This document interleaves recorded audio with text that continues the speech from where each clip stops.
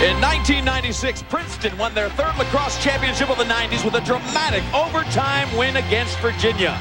97 saw them win number 4 by clubbing the University of Maryland 19-7. And this year, the Tigers reached the finals through a confident come-from-behind victory over the explosive Syracuse Orangemen and Casey Powell. Meanwhile, Maryland coach Dicky Dell wanted another shot at Princeton and shocked number 1 seed Loyola in the semis with a powerful offense led by Andrew Whipple, Matt Hahn, and number 24, Scott Hochstead. Maryland comes into the finals flying high against the team that has been the best of the 90s. Bill Tierney and the Princeton Tigers own number 1, and Maryland aims to take it. A great crowd coming into Rutgers Stadium. This is a showdown in Division I lacrosse. The best are here to fight it out for the championship. It's the number 5 seed Maryland Terrapins taking on the defending champion, number 2 seed Princeton Tigers. The weather is absolutely perfect. It's cool and ready for a run-and-gun offense. Leif Ellsmo here for the play-by-play, joined by Quint Kesnick. Quint, these two teams met last year. They are loaded on both ends. They are. Last year was a runaway. Maryland really got dismantled by Princeton. But this year, I think they're back with the strongest attack in the country, and that's led by Scott Hochstead, the junior from the Boys Latin School in Baltimore, Maryland. He's got 46 goals, 18 assists. He's a strong bulldodger with a blinding shot, about 42% from the field. Now when you look at Princeton, of course, everybody talks about their attack.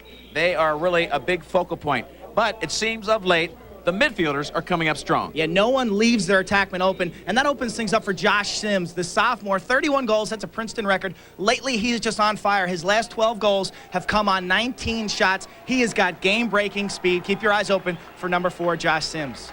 Well, of course, the face-offs are always important. Goalies we'll talk about in a while, but the face-offs will be our Nike face-to-face. Haggerty from Maryland can really control a game. This could be a problem for Princeton. Brian Haggerty, he wins the faceoffs, but he also gets fast breaks. 63% on the season. He's about 65% in the playoffs. And Chris Berrier from Princeton, 52%, but they're struggling in the playoffs. Right now, Princeton's only winning about 40% of the faceoffs. Faceoffs and goaltending in a championship game, very crucial. When we come back, they'll face off for the championship. They'll start the game right here at Rutgers Stadium. It's the Maryland Terrapins against the Princeton Tigers. Today's championship game is brought to you by Chili's Bar and Grill, home of the Ranch Hand Filet.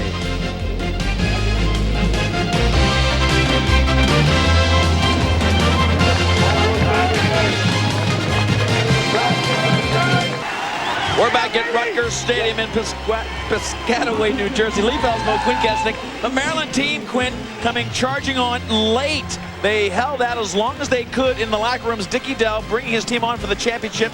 They are trying to unseed the team of the 90s. Princeton has won 92, 94, 96, 97, and they are threatening to three-peat. But Maryland has had a well-balanced, strong team, and they are challenging these Princeton Tigers. The Tigers have the dynasty of the 90s. They have won 42 of their last 43 games. The last 2 games, they've looked a little susceptible, a little rusty. In the quarterfinals against Duke, they trailed 8-4, and on Saturday, they trailed Syracuse 8-4 before rallying to outscore the Orangemen 5-1 in the 4th quarter. So this is a team looking for the three-peat. Series history, Maryland leads 28-9, 1 tie, 0-2 in the tournament in 97-92. Most of that history is ancient history. Of course, the 70s, one team today will be honored from Maryland. The last team, 25 years ago, they won that championship. Dicky Dell has not won the championship in Division I. This is a chance, maybe his best chance to do it, because he has a team that is really solid, very loaded. Take a look at the last year's championship game, a game in which Princeton led 8-0 at one point. It was really completely domination. Hubbard with 4 goals, and John Hess was the tournament MVP.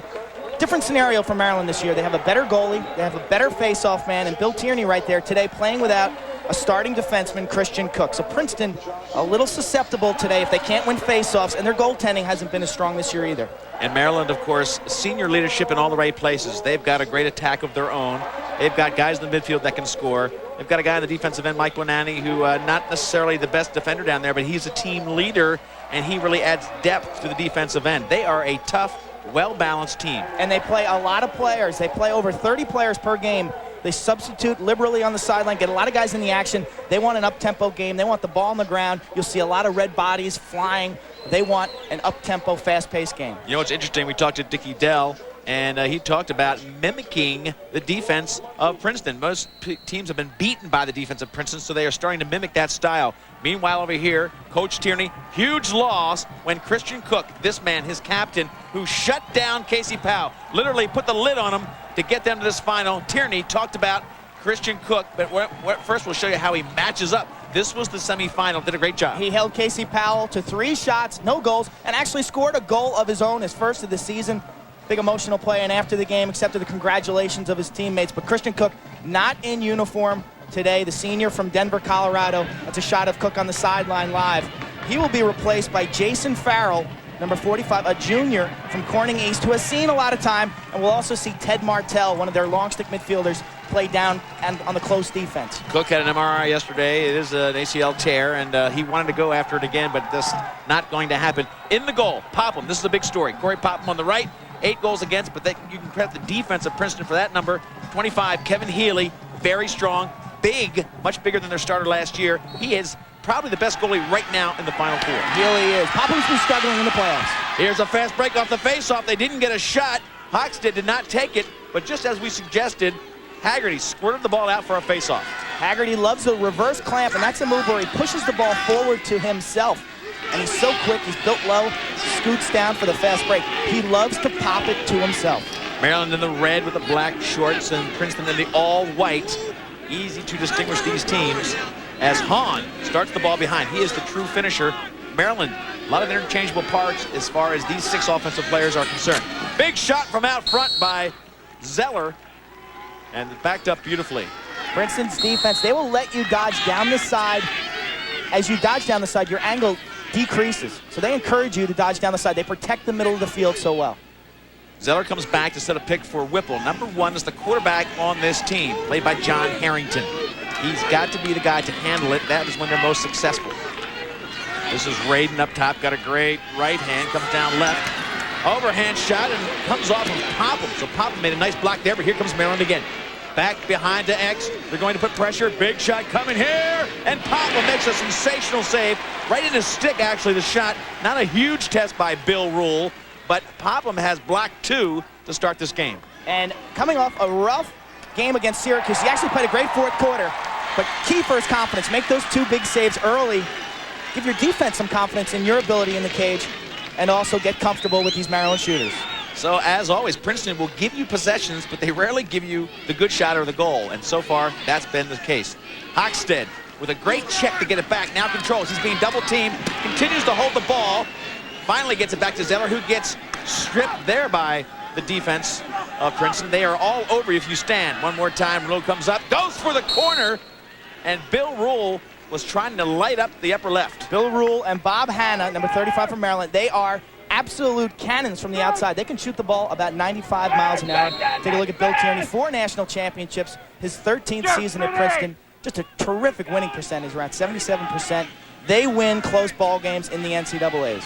Zeller with Lawrence Smith playing defense against him, just loses the ball. Maryland picks it up again. Whipple being charged from behind. He gets inside, and Popham makes another block. Nice save by Popham.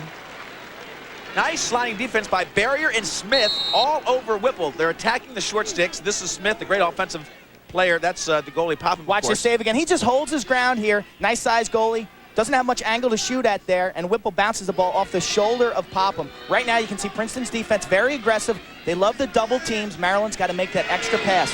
2 or 3 passes. Big shot from out front. Maryland draws first blood. And it's a rocket from Zeller. He had Lawrence Smith playing defense. They had Lawrence Smith, their offensive star, playing a lot of D down there. The whole team was looking to back up, but it was a radar shot that just hit the top, and 1-0 Maryland leads. Zeller is fantastic on the right-handed sweep. Here he is, just driving right-handed, and when you're on the run like that, it's tough to pick up the ball coming out of his stick. 20 goals on the season. He was kind of quiet in the semifinals. He had a huge quarterfinal game, 3 goals against Hopkins, including the game winner in overtime. He is a playoff player. Last year had a terrific NCAA tournament. Well, Barrier comes in to take the second faceoff for Princeton, and just like in the semifinal, when number 1 guy, Barrier rather, didn't do well, it's Baylor that came in and did do well, and Baylor gets the second faceoff of this game. Aggressive checking by Maryland, putting it back on the turf. Lamy gets it back to Maryland. Here they come. Maryland looking to fast break. They got Hanna to the left. Hanna gets it now. Looks inside, can't get the shot. Defender fell down for a moment. They had an opening. Luckenheimer lost his footing. Maryland being very selective on their fast breaks, Quint. They're getting the fast breaks, but twice they've elected to pull it back and settle the ball. You can burn Princeton in transition. Their transition defense, that is not their strength defensively. But that time, I got to give them credit. They got back into the hole. They balanced the field. They kept their eyes open. And Maryland really didn't have anyone open in front. You can see the patience of Maryland, though. They're a smart team. I mean, if it's not there, they're not going to take it. Well, and you can see they like to play the 6-on-6 settle game. They can do it all. Oxtad anxious to let one fly there. They learned from last year, of course. They got really shelled by Princeton, and that one has been sitting on their minds for a full year. They are not going to be as aggressive in the offensive end. They'll pick their spot. 1-0 they lead, first quarter action. Lee Fesmo, Quick Kesenick with ESPN coverage of Division I Lacrosse Championship play. So now no real hard shot in that offensive set. Typical Princeton defense, just gave you time on the clock, but no great shots. They bring it down. We're 4 minutes into this game, and this is the first offensive possession for Princeton. Maryland really dominating in the time of possession. Mike Bonanni gets the assignment on Hubbard. Behind the goal, Casey Connor. Young sophomore against Hess, who really is the key to the offense. John Hess, he's the quarterback, 35 assists, operates from behind the net. That's a primetime matchup. You stop Hess, you can really stifle the rest of their attack. The offense flows through Hess. Hubbard right there with Bonanni. Bonanni, again, the spiritual leader of this defense. 5-year man who is now in his graduate school. 3.7 GPA at Maryland. Taking a lot of time. Seamus Grooms, who had 2 goals, gets it behind. Here comes Massey. Massey's looking for help up top. You'll see a shot coming here. Sims moving, shoots, and it comes off the defense. They did a great job of blocking the shot. It didn't even get through to Healy. Here goes Maryland, looking for help. Good running gun by Jeff Burnham. Burnham getting turned back by Massey, and he'll be clubbed there. Massey picks up the ball. Going to be a 10-second violation against Maryland. Nice job by Chris Massey cutting off Burnham. Burnham was forced to turn. You've got 10 seconds to get the ball out of the defensive box. Nice hustle. We've seen both teams, they ride, they forecheck extremely hard, they generate second chance opportunities. Maryland now sets up their defense as Princeton gets Rob Torrey in there. Young freshman, number 1, as the ball moves behind all around. They are taking time to get some fresh legs on the field. Second midfield for Princeton. It's Whaling, Torty, and they'll rotate that third spot. And now Sprigg. This is Hubbard, the big right-handed shooter. Torty now comes in, tries to get Shirk picked off. And double team there, but he still has the ball. Hess way up top. This will be trouble. Shot and a nice block on the foot by Healy. I think Shirk, number 37 for Maryland, got a piece of that as Massey let the left-handed crank go. Maryland doing a nice job getting to the Princeton shooters at the last second. Ball coming into Hubbard. Hubbard behind the back. Ball down again on the field. Can they get the loose ball? Princeton all over him, riding hard. They push it up, and Torty will bring it down. Princeton riding hard and really have had a nice long possession going here on about their 3rd minute of constant offense. Shirk had Pasqualina up the sideline. He elected to just heave the ball, and Torty had dropped back on defense. He was right there. Hess has turned into a little bit of a shooter. Watch the big shot here by Whaling. He is a defensive tackle in football. Loses about 25 pounds to come in here and play tough lacrosse for Princeton. Mark Whaling. Actually an all-Ivy selection, defensive tackle, the captain here in lacrosse as well. One of the leaders, one of the senior leaders of this Princeton squad. Connor trying to keep a stick in the face of John Hess. John Hess, not a huge target, 5'10", but boy, can he control the ball. Princeton now on a long run here of control.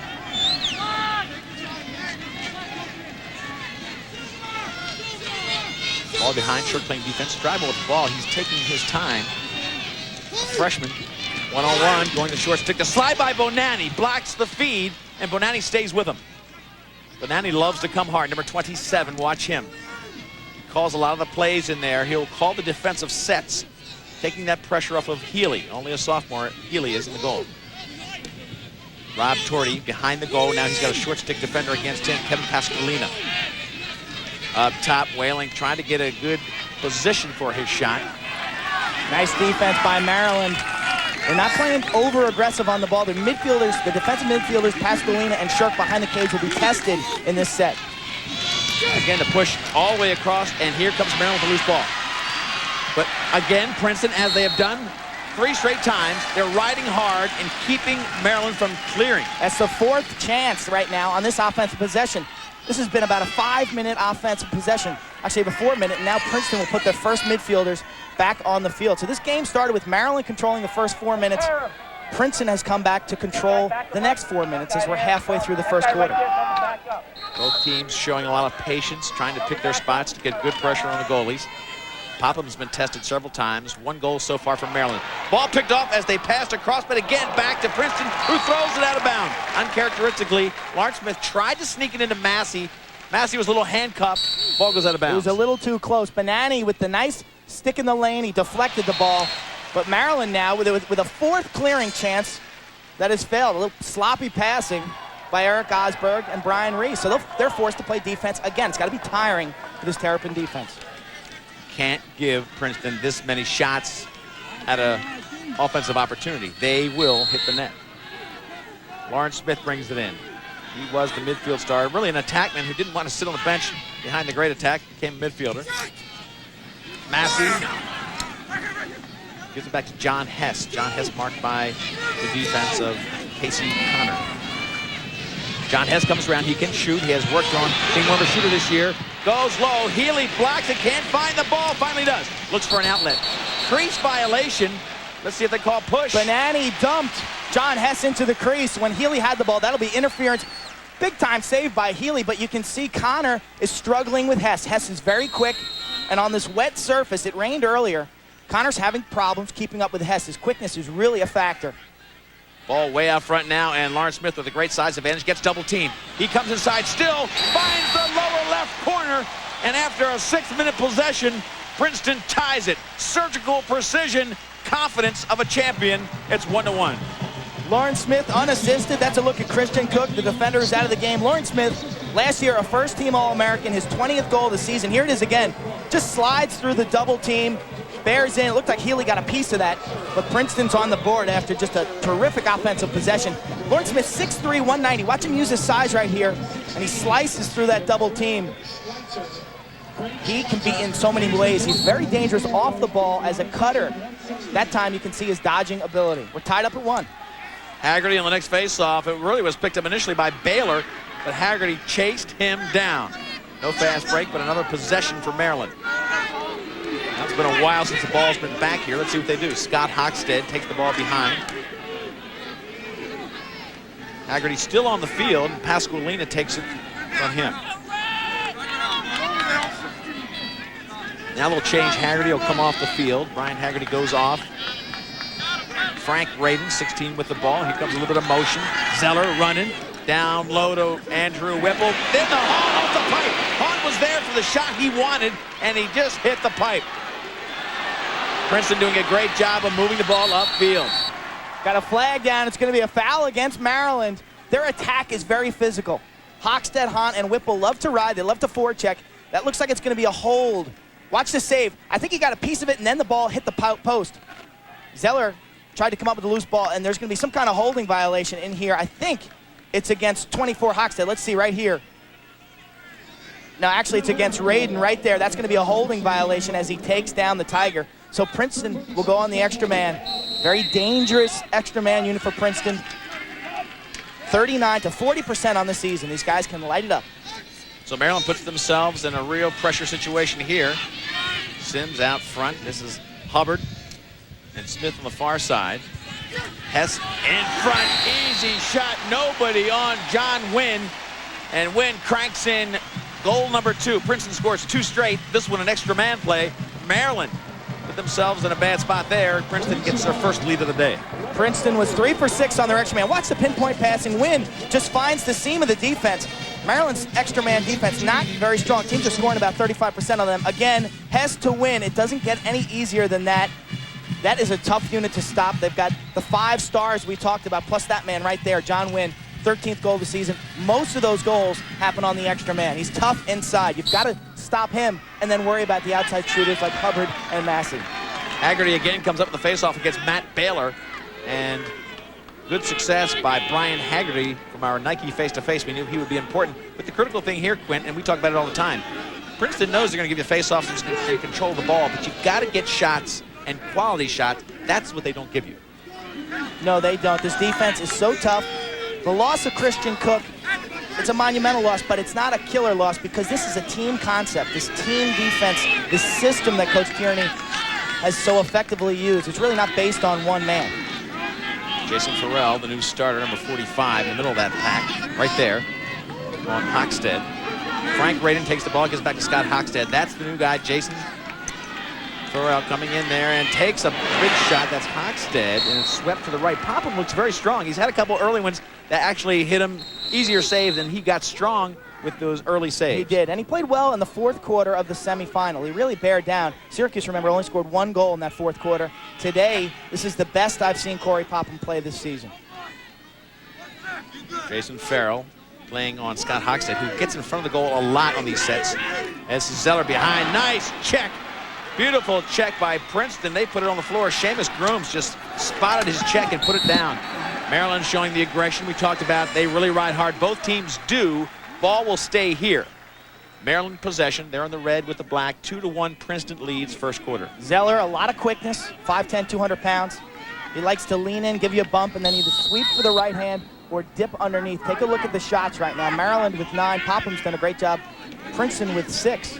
And one of the longest offensive possessions early on in the first quarter that I've ever seen. They really control the ball efficiently.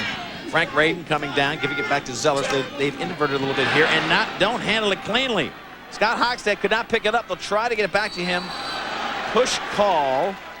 Hubbard. Against Hubbard, I believe. Gave Benani a little bump. Benani sensed the pressure on his back and just fell to the grass. The key there is Benani got the inside position. He got to the line first. He stepped in front, and Hubbard was forced to push him. Maryland not showing the precision they had in the semifinal against Loyola. A little bit tight, as you might expect in a championship game. This is Zeller. He's got good speed, gets inside barrier, takes the hard shot. Popham again with a block. He has been sensational. The story early on is Popham making about 4 saves when he only had 8 the whole game before. Popham's got his body in the right spot.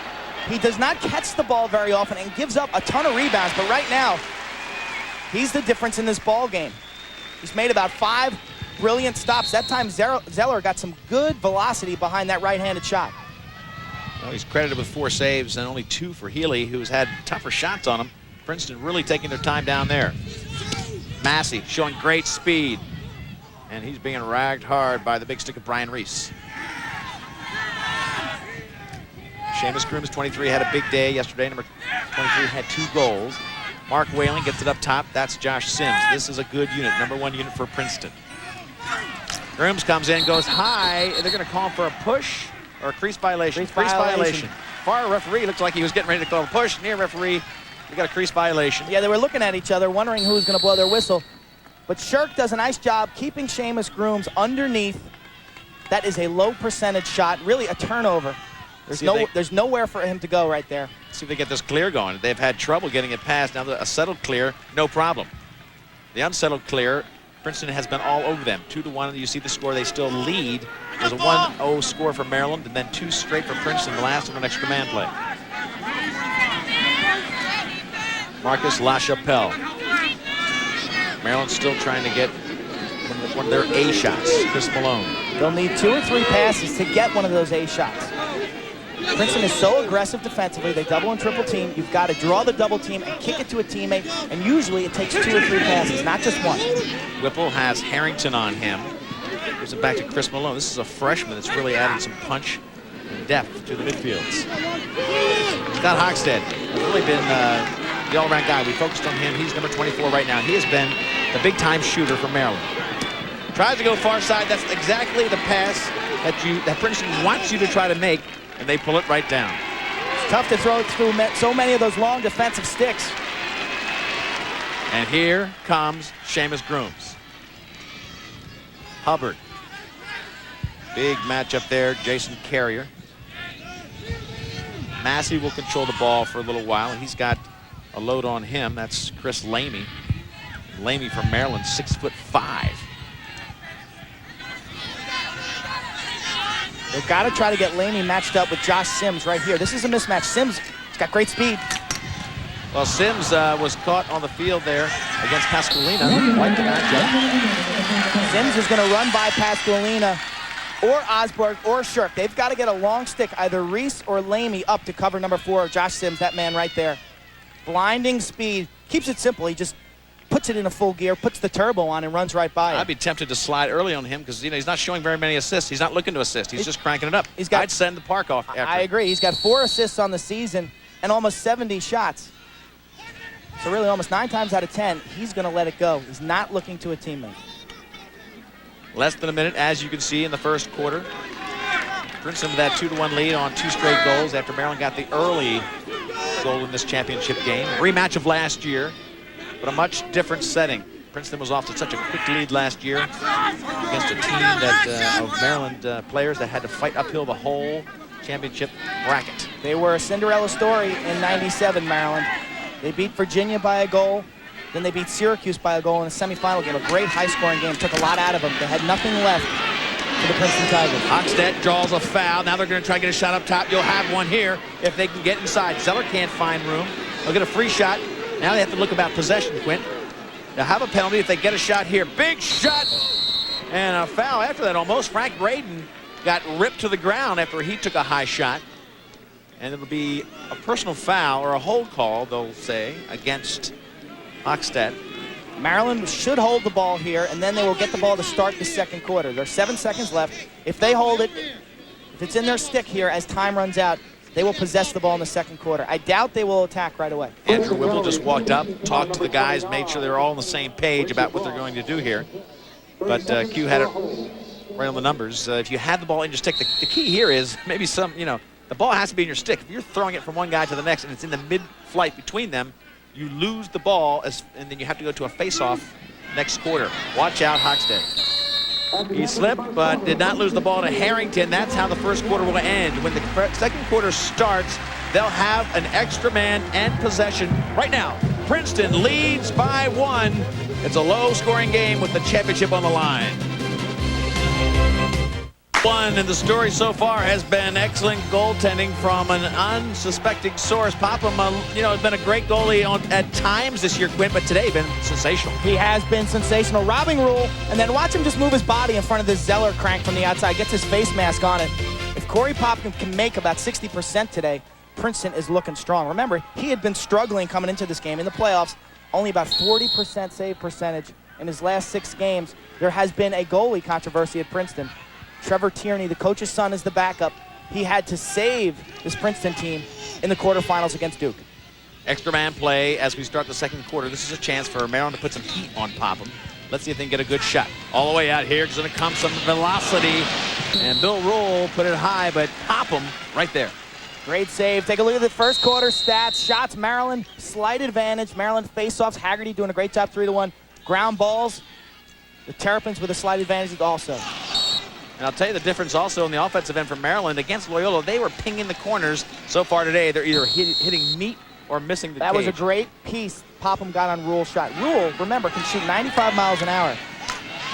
You've got less than a quarter of a second as a goalie to react to that shot.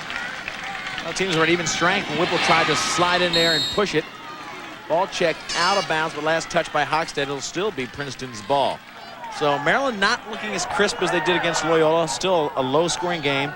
Princeton, we have seen them so many times, Quint, methodically just work themselves through a game, and then in the fourth quarter, they take over. They do, and it's all based on defense. Remember, this is a team that hasn't let up more than 10 goals in any game this season. Except the semifinal to Syracuse. No, they let up 10 goals in that game. Right. They haven't let up more than 10. And so you're in every game. Automatically, with this attack and a defense like that, you're in every game. And if you don't make mistakes, you're going to win those games. Lawrence Smith, great shooter, was the best in the midfield until Sims came on board. Number 4, they're both out there, giving a lot of firepower to Princeton. They start behind with John Hess, Chris Massey here, and work it around through Spencer Bogert. Josh Sims up top, getting a long pole on him now. The big check of Jeff Burnham on Josh Sims. That's Jesse Hubbard, U.S. team member, number 16 for Princeton in the far corner as they keep the possession going. Now we're going to a little bit of a rotation with Lawrence Smith driving in. Hubbard will take it backside. Here's a shot by Massey, just chipped by a defensive player. That play worked to perfection. That was a pattern play where Lawrence Smith draws the double team, he kicks it behind, and then Massey comes off the double screen for the left-handed shot. A perfect play. Maryland's got to do a better job off the ball covering the attackers. Big check at the last moment by Casey Connor. Took away the shot of Hess. Coach Tierney talked about John Hess becoming a shooter, and there was a prime example of how he can challenge the defense. Casey Connor showed some moxie there, Quint. He waited the last minute, just calmly took away the shot. Jess Hubbard.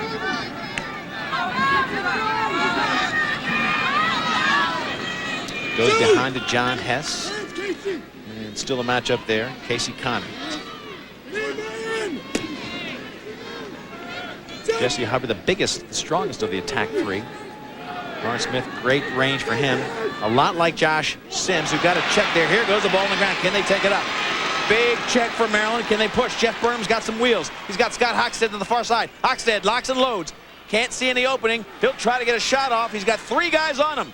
Gives it back to Burnham, who can't get it cleanly, and the ball's back on Princeton's side. Another opportunity where Maryland would normally get a shot, and Quint, they are a little bit tight. Burnham could not handle Spencer Bogger from Princeton. Great play there, coming through that pack of players and getting that loose ball. A prime example, a turnover by Maryland, now leading to another Princeton possession. They're just playing too much defense at this stage. Princeton looking to come up with another loose ball, but Maryland all over him. Connor working hard. Hess comes up with the possession. Watch him move it backside. Jesse Hubbard. Hubbard will wheel inside. He's got great size. Big block by Healy. Holy smokes, they're giving it back to Princeton. They're calling a push on Banani. Didn't see it that way from here. It looked like Hubbard had made a decision. He jumped himself. He had made a decision to go in the crease. No question about it. I don't think it would have mattered what Banani did. He was launching himself for a shot. Ball goes back to Princeton. They're saying that he was pushed into the crease. Princeton again, watch it. Front. Massey gets a nifty shot.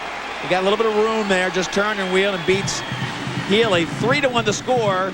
Time and time again, Princeton gets a second shot, third shot, fourth shot at the defense of Maryland.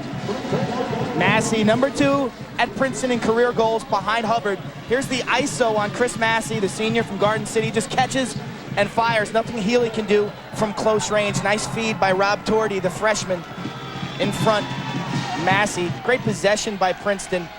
Really generated the second chance opportunity by that push call. That push call came back to haunt Maryland. Big factor right there.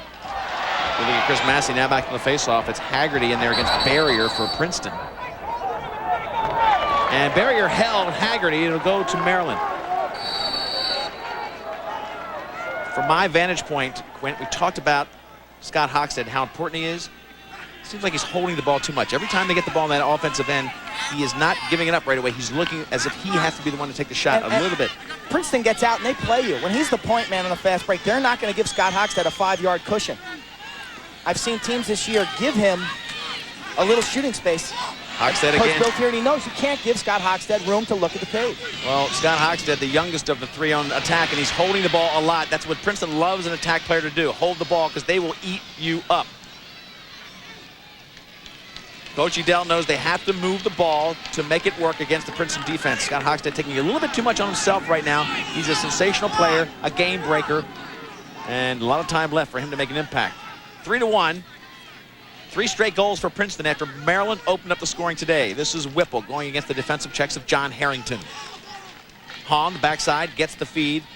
Look at the aggressive check there as Luckenheimer comes and puts some plastic in his chest. The double team again. Maryland cannot sit with the ball. They continue to do so. Chris Malone protects it, does a nice job. Marcus LaChapelle goes right into the doubles. You cannot run away from the double team. That gives the defense a chance to reset and find their men. You've got to pass it as soon as you sense that double team. The backside is open. On the far side of the field, Princeton will leave you wide open. It's a tough pass to make.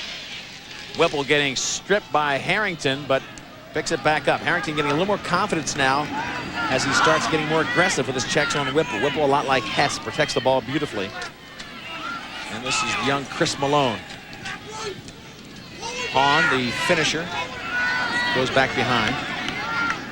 You can see how Princeton just protects the middle of the field. Maryland operating way outside, 18 to 20 yards away from the cage. They're not a threat to score from out there.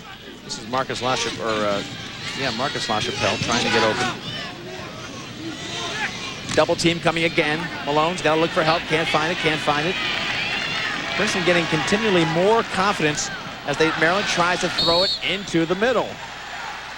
And they give it back to Princeton. Nice defensive job. Textbook Princeton defense, and Maryland's offense just rattled, not really busting it like they did on the drawing board, I'm sure, before this game. That's right. They double and triple team you. Anytime you turn your back to the goal. Very impressive defensive series right there for the Princeton Tigers. It's all about ball movement against the Princeton defense, and Maryland knows that. And I know Scott Hochstead knows that. The moment kind of takes over when you're in a championship game, Quint. Josh Sims comes in, great speed here as he locks in against the defense of Jeff Burnham. Burnham's a tough matchup for Sims. Lawrence Smith, both these midfielders, a lot of size. He's right out of bounds off the stick. Spencer Bogger, and look at Tierney, not liking that play. Very rare that this coach will see that. Very rare, and he gets in Lawrence Smith's face. The junior from the Gilman School, just some sloppy passing. Too long of a pass right there. Maryland, they've been held scoreless, 18-55. They got this game going with a goal at about the 4-minute mark. Since then, it's been all the Princeton defense. Popham really hasn't even been tested here in the second quarter. Well, they gave him a good start by giving him some, I guess, easier saves, but Popham has added to those easy saves with some real strong goaltending. So he looks tough as Maryland comes down, and Eric Osberg tries to go one-on-one here with Winship Ross. Looking to get it to Hahn. Off of Princeton. Popham appealing that call to the far ref. Doesn't get any benefit. Maryland's sort of out of sync, Quint. We saw them really do everything perfectly against Loyola. I think we talked about it then. I said, how do you follow up that game? Everything went perfectly. And look at the defensive pressure. Against Loyola, they had time, room, and space to operate and to find one another. Today, it's a different story. When there's a stick in your gloves, you've got to make a quick decision, and it's difficult. Whipple's getting doubled, looking for help. Whipple very shifty with the stick. He's got to get rid of it. He gets triple teamed and waits till the ball gets checked. Unbelievable how they're going back to that holding kind of bad habits of last year. We're going to have a 20-second timeout called by Maryland. They've got guys open. When Whipple had that, the guys on the backside, behind the cage, and on the near side, about 20 yards away, are open. They've got to condense their offense and make those passes easier. Don't forget about the Major League doubleheader. You can see the Detroit Tigers against the Cleveland Indians at 1:15 p.m. That's Eastern time. The Tigers with Damian Easley. The Indians, David Justice. This is one to watch. Then follow that with the Los Angeles Dodgers against the Houston Astros. That's a 4 p.m. Eastern time start, all on ESPN.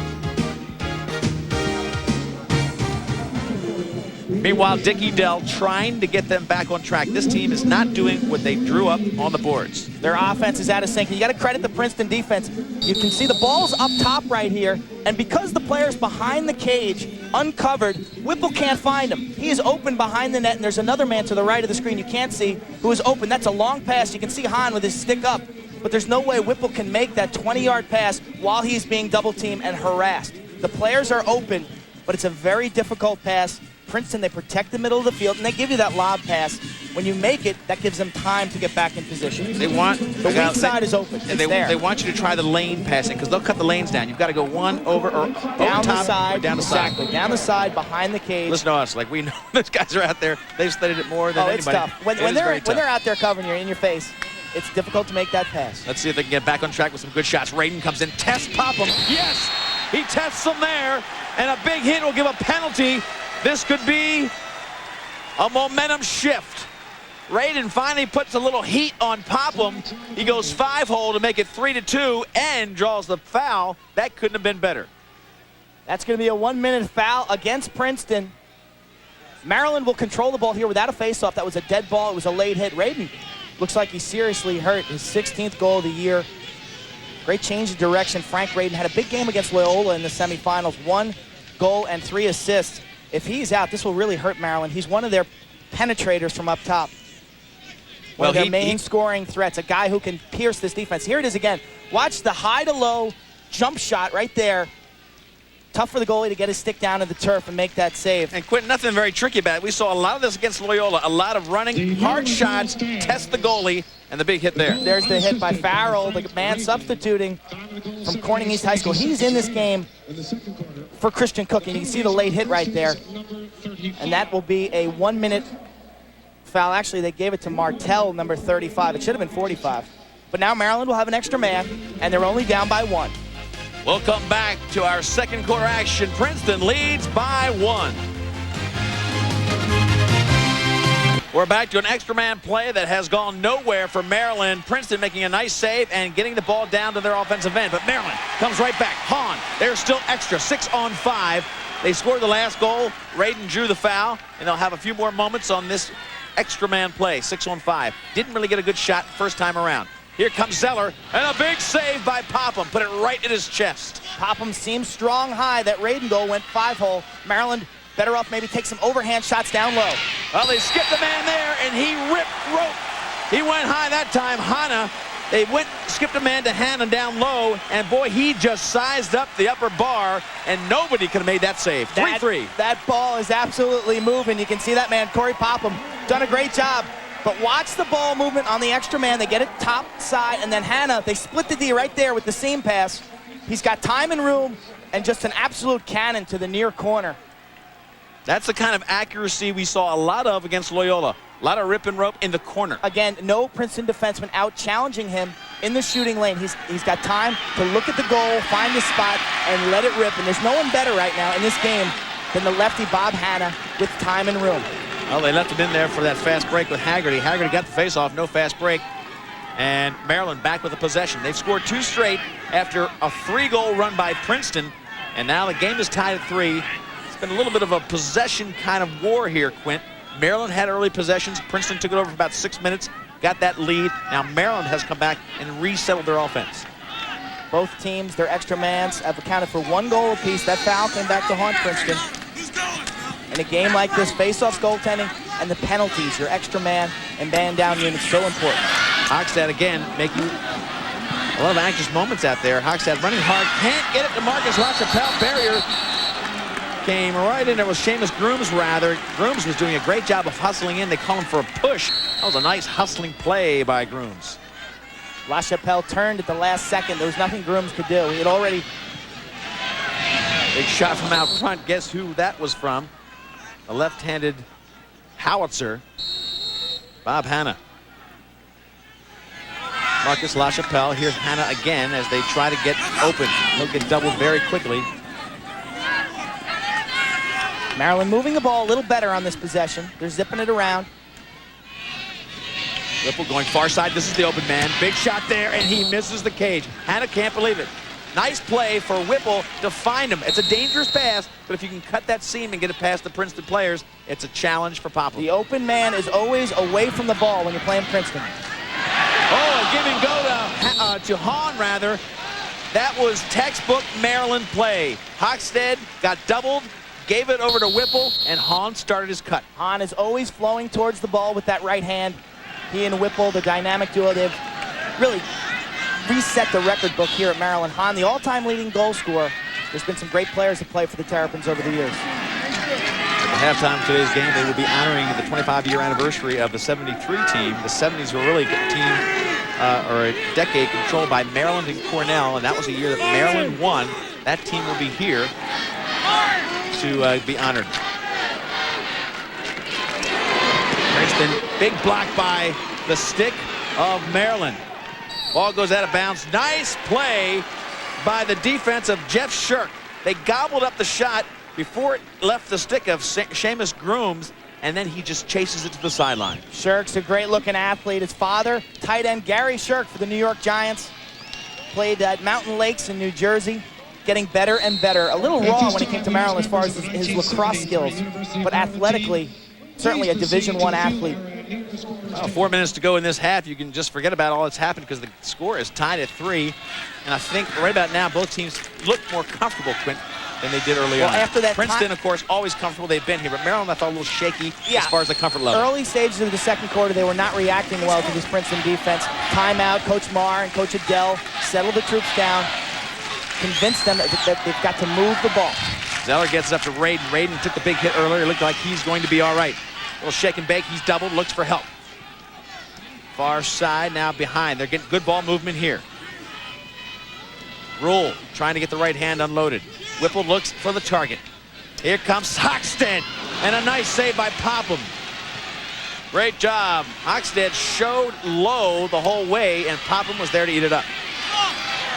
Player down for Princeton. Looks like Lunkenheimer, after coming out and playing Hockstead, is down. Well, this would be devastating. This would be the team. second starting defenseman to go down. Popham, a nice save against Hockstead. Again, a lot of rebounds in front. Popham is not known for his ability to catch the ball cleanly. Maryland's got to jump all over those loose balls. There he is, Corey Popham. Let me tell you something odd, Quint, isn't it? Am I mistaken? This was the exact same spot that Christian Cook went down on this field. It was in that same area that Cook went down. A little closer to the sideline. He's back on his feet. Looked like a little ankle twisting. Kurt Lunkenheimer has started in every game. He's a junior at Princeton. Corey Popham, great save against Hockstead. Down low, he got his stick down to the turf. Lunkomaniacs.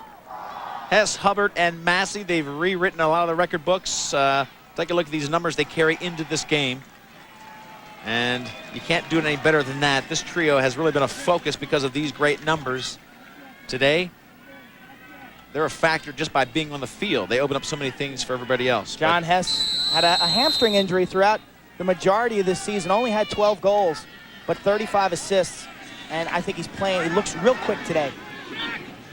He's got, I think, a little mismatch. I think Connor and Carrier are having problems staying with his quickness. Princeton now gets the ball back, and they will have a chance to have the last shot of the half. I think probably that's what Coach Bill Tierney would like. 3 minutes left. Too early, Quint? A little too early. John Hess behind as they get into their motion offense.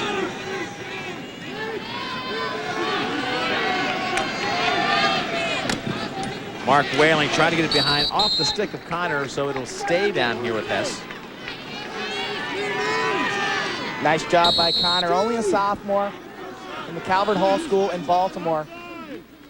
He's keeping a lot of distance between Hess and the goal, respecting Hess's quickness. Lawrence Smith now, they set him up for the right-handed drive. All the way in, watch out, the ball couldn't stay in Sims' stick. Boy, he had a target there if he only could have collected the ball. Timeout called for possession by Maryland. That really benefited them because they got it deep in on the sideline. They will have possession for the next 2:17, a chance to make it a 4-3 game. Right now it's tied, second quarter. We're back at Rutgers Stadium, 3-3. The Terrapins and Tigers score all knotted up. It was a 3-goal run for the Tigers to give them a 3-1 lead. Then 2 goals straight by the Terrapins to even it up. The NHL Stanley Cup playoffs continue on ESPN. The Eastern Conference Finals, Game 2 tonight at 7:30, right here on ESPN. Hasek had a 2-0 shutout in Game 1. The Sabres lead 1-0 in games. This is a best-of-7 series. Watch it tonight on ESPN, 7:30 Eastern. Meanwhile, Maryland gets the ball back in a possession timeout. Critical possession at the end of this first half, Quint. We've seen it go back one end to the other. And Princeton doing a good job of getting the good shots. They just mishandled that last one, but that would have been tough for Healy to save. Yeah, they're doing a lot of little gimmicks inside. That time, Sims came off the double pick. It was there. He looked to shoot the ball really before he had it secured in the top of his pocket. Zeller all the way out to Raiden after Hahn cut underneath him to open it up. Big shot there by Raiden. Raiden is the one guy not afraid to put some heat on it and test Popham. He's got 1 goal already. And behind this is Hockstead. Hockstead, such a sensational player who has meant so much to this program. He seems to be pressing a little bit. Now looking to give the ball up. Of course, nobody's moving to give him some help. Whipple behind the goal. Hockstead again opens it up. Double coming. Off to Whipple. Backdoor pass. Out to Zeller. And he can't get past the defense. Great defense by Princeton. Hahn gets nailed. And the defense was absolutely perfect from the Princeton Tigers. They got the second and then third slide up the field. A rotating defense. And Hahn is decked as Princeton's coach Bill Tierney calls another possession-saving timeout. You can see Matt Hahn and Hockstead, a little frustration right there. Nice ball movement, but watch Hahn catch the ball inside and turn, and he's just leveled. Great Barrier. defense by Chris Barrier, sliding upfield. They rotate the defense. Great communication defensively. We can't hear all their communication with each other, but Hahn really has not been a factor. They've got to spread this Princeton defense out and jam the ball inside if Hahn is going to be effective in this game. I think that's the kind of pass, though, Princeton loves you to take where the man's not moving. When Hahn is really dangerous when he's coming on a slashing move. And the ball's behind the cage. When the ball's up top, Hahn's not as much of a threat. He's got to catch it, turn towards the cage, and shoot, and that takes time, and that's all the time that the Princeton defense needs to rotate up the field. Matt Hahn has been sensational this whole season and his career. They've rewritten a lot of numbers. Matt Hahn has rewritten the record books for Maryland. Against Loyola, he had 5 goals. Tough player. He'll take the hit any day of the week to get the goal. Most comfortable, though, when he's facing the cage, looking directly at it. And you talk about consistency. This guy, unbelievable. At least 1 point in every game he has played as a Maryland Terrapin, 61, and he is the all-time leading goal scorer with over 150 career goals. Long way to go in this one, but he does not have a point yet. So the big guns, Hockstead and Hahn, not heard from at this point. 1 minute remaining in the first half. Lawrence Smith working the near side. Shirk lining up defensively on him. Chris Massey takes the ball behind and now gives it out to John Hess. So many weapons as they set up Seamus Grooms. They're looking at the clock. They want the one shot, the last shot. A few times around before they set up their rotation. They've got people open in the middle. Lawrence Smith again. Josh Sims is on the field. Watch him, number 4. He's being played by Chris Lamey. So they have Lamey on Sims for this final series. Lamey matches up beautifully with Sims. He is huge. Can he match his speed? That would be the question. Lawrence Smith going in now to try to get it back out top to Hess. Watch out, could be a fast break. We've got 12 seconds left, plenty of time. Hockstead's to the left. Can they get it to him? Reese can't get the ball off. Whipple looking for help. Inside, Hahn whiffed. And the shot comes back and hits Hahn. Boy, unbelievable as the clock winds down. Hahn had a feed. He whiffs on it. Ball goes wide. He has had a very tough half. Lamey took the shot, but it was blocked in front. Nice transition defense by Princeton. Yeah, credit Princeton. They have been great and settled and in transition. Exactly. One of the first fast breaks of the day for Maryland. It has not been a run and gun game. You can see the hustle of Princeton. They realize how dangerous Hahn is in front. Lunkenheimer comes over, and then Lamey's shot is blocked. Just a bunch of bodies swarming in front. Nice transition defense by Princeton. That is where they are susceptible to giving up goals.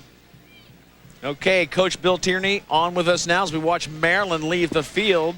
And Coach Tierney, your team, again, looks very seasoned in championship play. You're not making hardly any mistakes, I should say, on defense. What are your feelings on that first half? Well, I think we played real well defensively. Corey made some nice saves. You know, we played a little too much defense, though. We knew we were going to lose face-offs, and you can't play defense for that long a time. You got to be smarter on offense and get better shots. Coach, twice in the first half, you had guys open off the double picks. Massey left-handed, and then Josh Sims on that last play. Are we going to see more of that kind of set plays? I'll just say, Quint, we just have to go back and look and see what the kids think works. And, you know, we had Josh on that last one, just took his eye off it a little bit, but we'll be all right. And thank you very much, Coach Tierney. We will see you in the second half. Your team is so tough to beat. 3-3 the score. Our halftime coming up.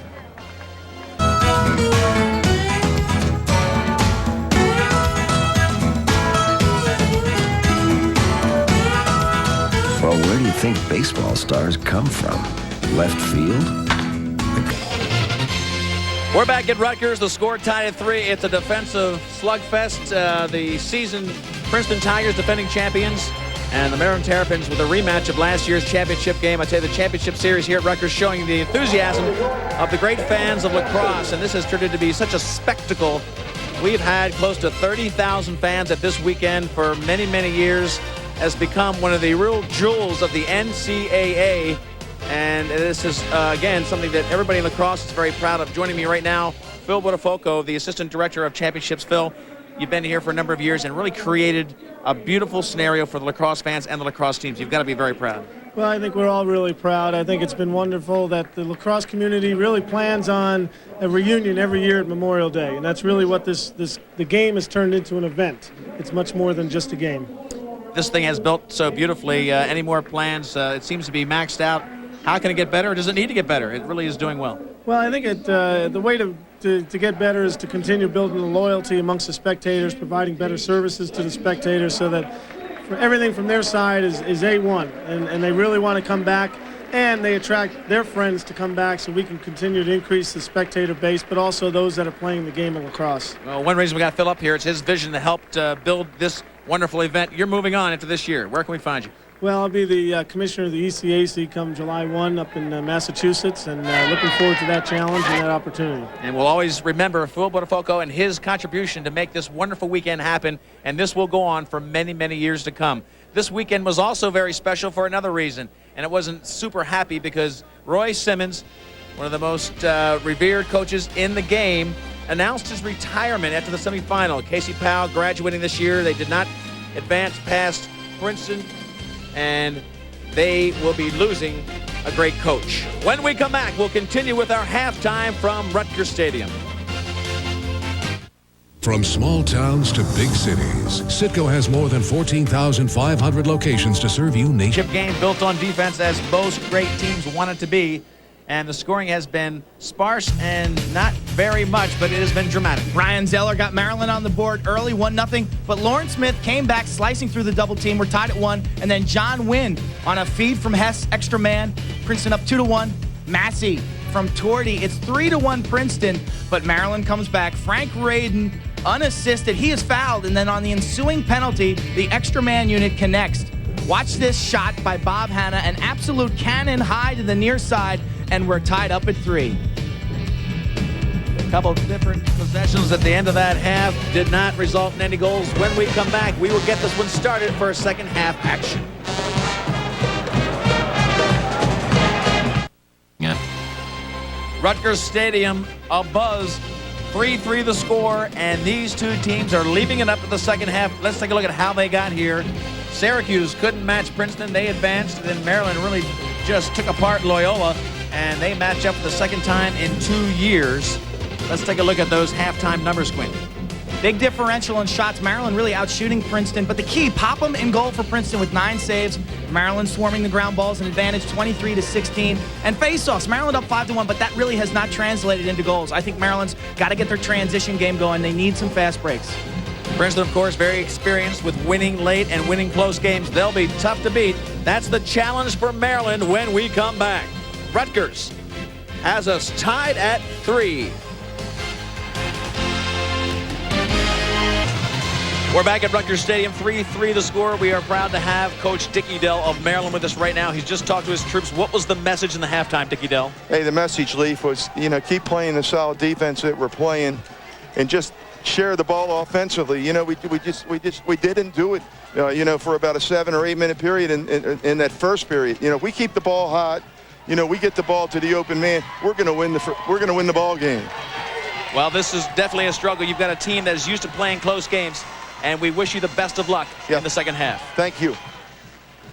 Both teams back out. You look at Maryland, the flag bearer, a standard attraction to the Maryland team. He always comes out and carries that flag, and right there Healy has not played poorly. He's played a solid game.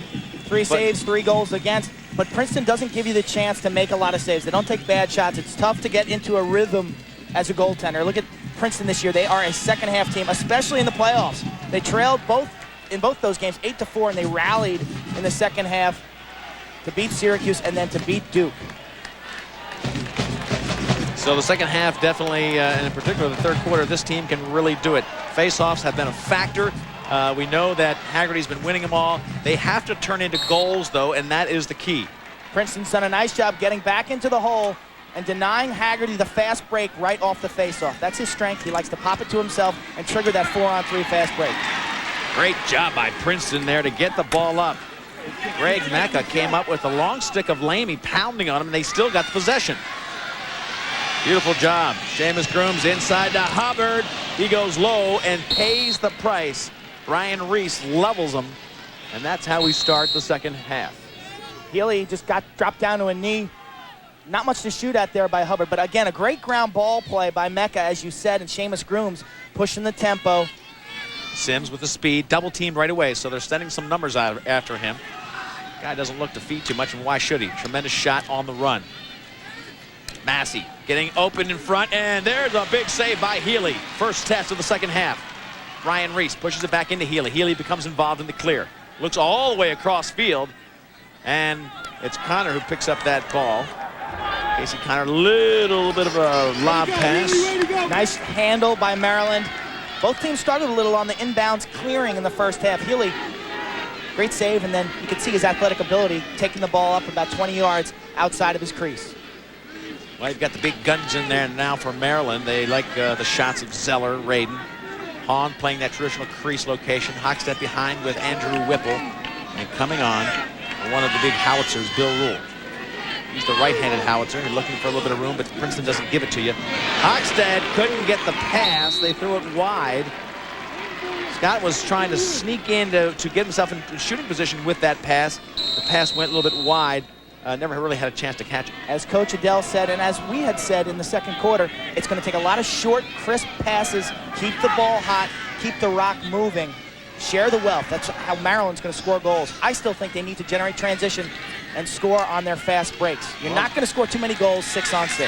Princeton did a great job of doing nothing but cutting off the fast break on the first faceoff. They sent 2 long sticks back to the defensive end. Maryland got the faceoff, then they checked down, got the ball back. Princeton did. Mark Whaling working up top. He likes the matchup with Pasqualina. Pasqualina playing nice, solid defense. As Princeton moves it back to John Hess. Right back to the traveling Lawrence Smith.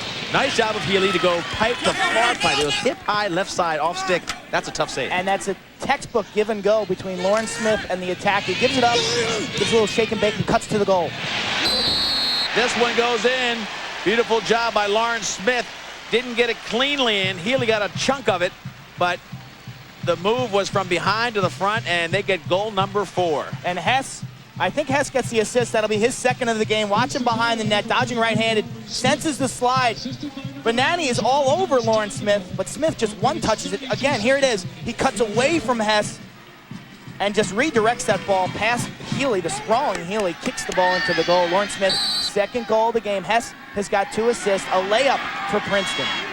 And they've gotten 2 face-offs in a row, but this one checked out of their stick. Here goes Hockstedt. Splits 2 defenders. Martell pacing him as they move the ball around. Maryland very carefully now moving the ball from player to player. Brian Zeller up top waits as the face-off men Haggerty go off, as well as the defensive specialist Eric Osberg. Radin comes back on. He's got a goal today.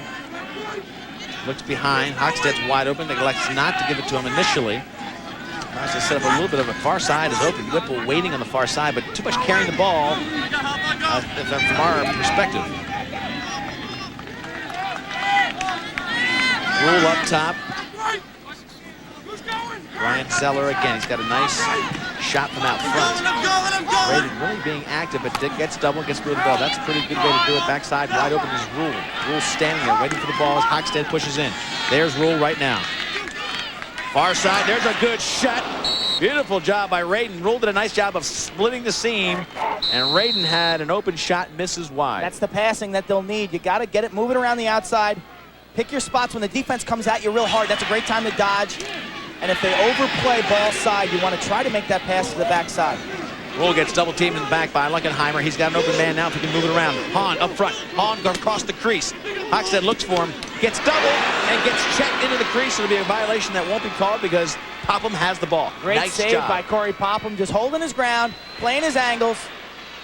And that's a play-on call. They give Princeton the opportunity to clear the ball, keep the game seamless, keep the game flowing. If Princeton had messed up that clear, the whistle would have been blown. They would have been given the ball outside of the box. Great save by Popham. Maryland playing not only a real solid team, a defending champion, but a team that has a mystique of not making mistakes late in games. They've won 7 straight overtime games. They're 4-0 in the championship. John Hess goes to the back of that goal net. And a nice move, though, of Hess did. Hess, known as a feeder, has really changed his role, has become a scoring threat.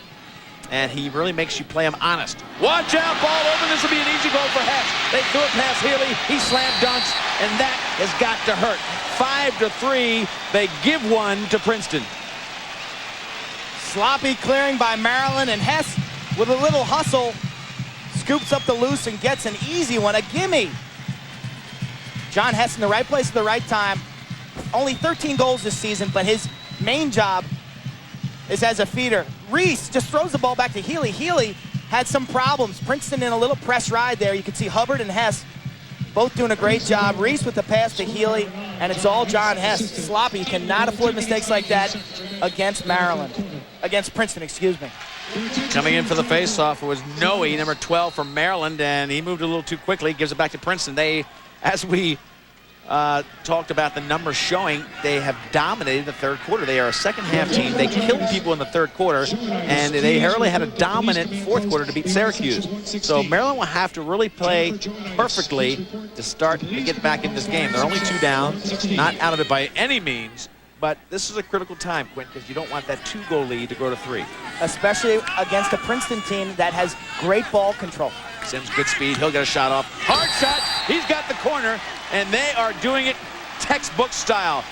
Maryland sizzled for 3 goals by Princeton to open up the second half. They've scored 3 in 5 minutes. Maryland gave them 1, and Princeton just took 2 other ones. Game-breaking speed by Josh Sims. Watch him just put it into turbo right here. A little acceleration, and he's in, and the accuracy finds the lower corner. He is shooting the ball so well.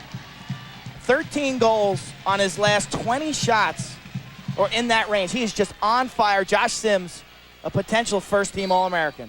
Haggerty now, a guy that can really get things going the other way, but they're just tying him up. Good job of face-off man Greg Mecca. Quint, they put Greg Mecca, number 24, in there, and they are doing something that a lot of teams have tried to do, just hold Haggerty up. They play the man and then hope for the help to come in from the wings. Right, they're just making it a scrap. Haggerty likes to do the reverse clamp, push it out forward to himself. On the whistle, Mecca's basically just standing up and riding the player. He's riding Haggerty out, and then it's a free-for-all.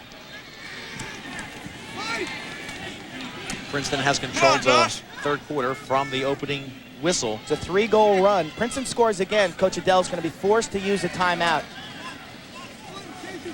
That's controlling now behind. Josh Sims initiating from behind. Bonatti works on him.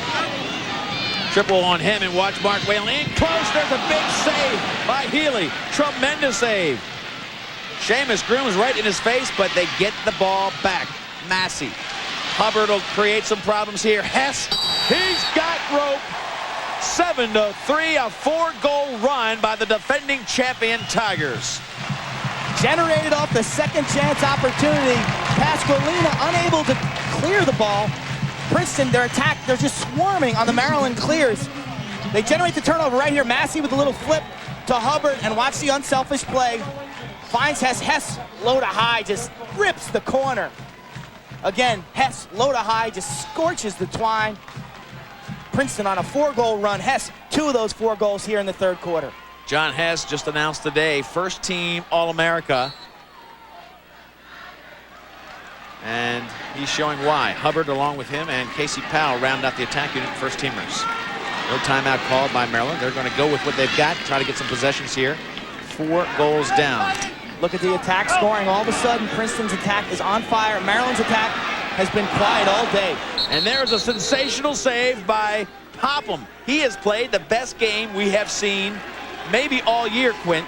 Popham is on fire, stepping up when his coach needed him. He has been really an iron door for Maryland down there. That was a nice move for Maryland and looked like a sure goal. Popham makes the save. We will see a patient attack by Princeton. They'll attack the goal, but they'll pick their spots. They'll make sure their substitutes are on. They'll control the ball, get it around for a minute or 2 on every possession. They're not going to stall, but they will play this game, the rest of this game, at their pace, at their tempo. John Hess behind, working on Connor. With his new scoring ability now, he's got Connor hung up. Healy goes out to try to seal one side into the crease, picked off very quickly by Burnham.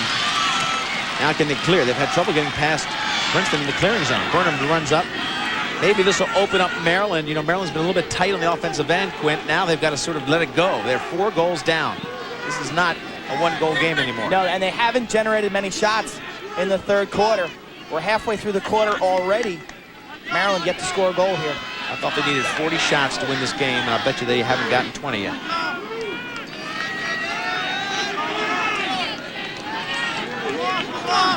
Third quarter action. Maryland now with their first real possession of the second half, and it took 7 minutes to get it. And on the far side as they move it back to Chris Malone. Being marked by Torty. Here are the shot numbers. Terrapins are right at 20. 26 for Princeton. So Popham has been the story. Hanna looking for the left-handed shot up top. Here comes Whipple. Cranking it. Goes wide. Backed up just in time by Chris Malone. Nice ball movement by Malone and Hanna finding Whipple. The attackman was in front. There he is. You can see the C on his jersey. One of the captains. One of the 9 seniors in this class of '98 that's been so successful for Maryland. They've got their backs against the wall now. Malone coming in, not much of an angle, goes right through the ground with that shot, and Popham just read it all the way. Popham playing the game of his career right there. Pretty simple save. He holds his ground, plays his angles so well. Ball loose, watch out. Hahn's on the run. He's looking for help. He'll take the shot himself. Goes for the corner with an off-speed shot, and Popham makes the easy save.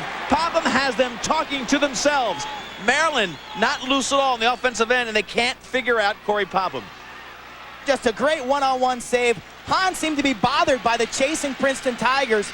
Didn't really put any mustard on that. He kind of just lofted it, and Popham with the quick hands made the easy save. Huge turn of events right there. That was a great opportunity for Maryland.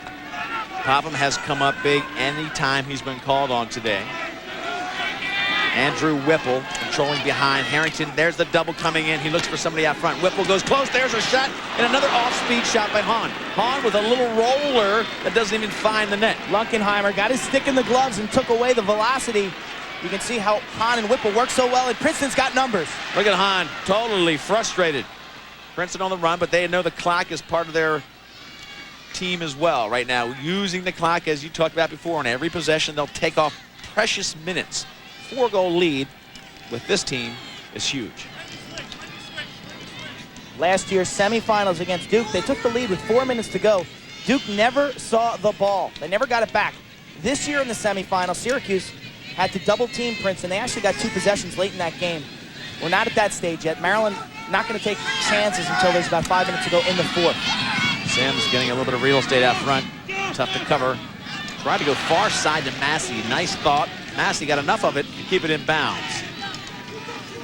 Brian Reese will mark up on Massey.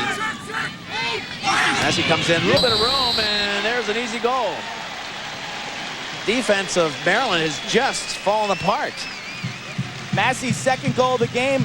Great clear out. Nice field awareness by the rest of the Princeton team as you take a look at Christian Cook. There's Massey, 2 goals today on the left-handed move. You'll see no one on the left half of the field. You see how they all get out of his way, and there's a lot of space. Massey has a lot of time and room there, and Brian Reese has got to do a better job of pushing him behind the cage. Yeah, there's no way that he should have any angle for any shot. Reese has plenty of size. He had plenty of angle. He had plenty of position. All he has to do is shove him back a little further. He's done it all year. This team is a little bit spooked right now, not playing their normal game. Maryland has played beautiful games. This one, not one of them. And no timeout again. Princeton now on a 5-goal run. Coach Adele had a chance to call timeout after a 2 or 3-goal run, and now he's let this game get out of control. Well, we got a foul on Martell, so this might give him another extra man opportunity. Udell hoping that something will spark them in the right direction, saving the timeouts for hopefully late in the game when it's a 1-goal difference and he needs them. Maryland on the extra man, 38% on the season. The big shooters are Hanna, number 35 with the left hand, and Rule, number 4 with the right. And if you spread the D, they'll knock it inside to Matt Hahn, number 32, who's right in front. Scoreless in a big chunk of time, and I tell you what, the offense, the attack, really nowhere. Goals by Zeller, Radin, and Hanna. Ball up top, here will be a shot. Hard shot to the corner. Hockstead finally gets untracked. That'll help. We featured him in the beginning of the show, Quint, and if he's loose, if he's getting his shots, you can count on 3 or 4. Nice execution by Maryland on the extra man in a must-score situation. Their second extra man goal of the game. Whipple, a little look-away action to Hochstead. He plants and beats Popham right by the stick side. Too much velocity, too much ball movement. Hochstead gets the Maryland attack on the board. That's their first goal. As you said, Leaf, the Maryland midfielders have done their scoring so far. We need to hear from Hahn, Hochstead, and Whipple if the Terrapins are going to rally. They're set up for a fast break. It'll be Hochstead again with a shot coming in, gets the right hand back to the middle. They can't get it off cleanly, and finally do. They seem to get hesitant because of the great defense of Princeton. Ball still loose. Whipple fighting Popham. Ball loose behind, nobody in the goal. Here comes Hochstead, checked out of bounds. Not quite. Checked behind by Harrington, ball still loose. Here comes 2 other Princeton players. Well, procedure call on Hochstead, who must have stood up without the ball or got in the way, or what did he do? He kind of Used fell his out the offhand, ball. I think. Yeah, it might have been withholding the ball against his chest when he spun. What an opportunity there. They got the fast break, Quint. Nobody really got a good shot on the fast break. Then they had a chance with goalie Popham out of the goal. Couldn't get back in position. That's one of the first times that Haggerty has been able to get the fast break off the faceoff. He's done a nice job winning faceoffs, but they haven't got the fast breaks. In all the playoff games, Maryland has been able to go on a run because of Haggerty's ability. We have not seen that today. 4 goals separate them. A 5-goal run really put Maryland in a hole. The only attack goal for Maryland on an extra man played out of Hochstead just moments ago. Hess, Connor, now Bonanni slides off. And Bonanni playing tough defense. Mike Bonanni talked about him being the spiritual leader on that defense. He needs to be a little bit of a glue factor right now because they have not been comfortable the last 10 minutes. And who would be against this offense that Princeton throws at you? Mark Whaling sets up. Here comes the double team. Mark Whaling looking for help as 2 players come after him. They can't catch him. Trouble here. Ball tipped for a moment as Torty picks it up. So they're not looking to force it. They'll wait till they get their shot. Massey over to John Hess. He thinks he can take Connor, makes a big move on him. Here comes a double from way away. Shirk way out by himself. John Hess, oh, this is Massey wheeling with a shot. So tough because he can shoot both lefty and righty. Does a 360 there, pumps with the left and spins back for the right-handed worm burner. Great body control, great stick skills. Connor did a nice job of checking the ball out for a moment, but Hess picks it right back up. John Hess now controlling. Playing on Casey Connor, a sophomore. The veteran Hess, not big. And look at the check, easily done by Bonanni. Bonanni slid up the backside and went over his head for the check. Hubbard brought Bonanni near Hess. Something you don't want to do. An easy double team there on the end line. There was no place for Hess to run. And here comes Jeff Shirk. Looks behind to Andrew Whipple. John Harrington just staying with him step for step. Harrington's done a great job against Whipple in settled situations. He gets his stick in your numbers, and he's forced Whipple to operate really from the perimeter, from about 20 yards away from the cage. Whipple's got to step up and deal with that pressure that Harrington, the junior out of Yorktown, presents. Bill Wool now comes in. This is the right-handed howitzer. Zeller, left-handed shot, just goes wide and backed up on the far side by Andrew Whipple. Whipple's not going to outrun anybody, so Harrington's going to have a stick on him the whole time. It's his quickness that'll kill you. It's lefty-righty and his vision. He gives the ball, he distributes beautifully. There he goes again. Great vision up top. Hard shot goes wide, just off the mark. Time and time again, the shots that we saw go against Maryland, they're not even hitting the net. I like the ball movement. They need to finish those shots. Zeller has got to stop shooting for the pipes. Braden had not much of an angle there. Coming in left-handed, Popham just gobbled it up. Maryland's going to be called in the crease. Raiden, after the shot, fell into the crease, so Princeton will control here, see if they give him a free clear. Well, a lot of times they will give him a free clear. It's going to be a play on in the crease violation. So Princeton now with the free clear, Lawrence Smith will handle. Look at Coach Tierney, his 5th title game. They're undefeated in the championships. 2 of those were overtime games, 1992 against Syracuse, and then 96 against Virginia. Lawrence Smith now inbounding. Brian Reese matched up on him, number 34, back to Casey Connor's challenge. That's John Hess. Hubbard. This is typical Princeton. They zing that ball around with great speed and accuracy. Very tough to cut them off. Smith getting a lot of defensive checks from Brian Reese. Reese has played double duty this year, played close defense, long stick. I think there was a factor on that goal earlier by Massey on the dodge. Reese really not as comfortable playing close defense. He's played close defense the last 3 or 4 games, but it's real important to know where you are in the field as a defenseman. Pasqualina takes it from Osberg. He looks for an open man. Can't see anybody because the Princeton defense far side skips a man, and the hard shot again misses. Hahn had an open look at the rope, and he just misses the whole 6x6. They've missed some big-time opportunities here in the third quarter. They easily could have 2 or 3 goals more. We watched Hahn miss the net. We saw Zeller miss earlier. And we're going to credit Popham for that. You know, Popham, a hot goalie will make you start moving your shot a little bit more toward the corner. And right now, Popham has these guys thinking. The shooters are not comfortable with where to shoot on Corey Popham. He's played beautifully.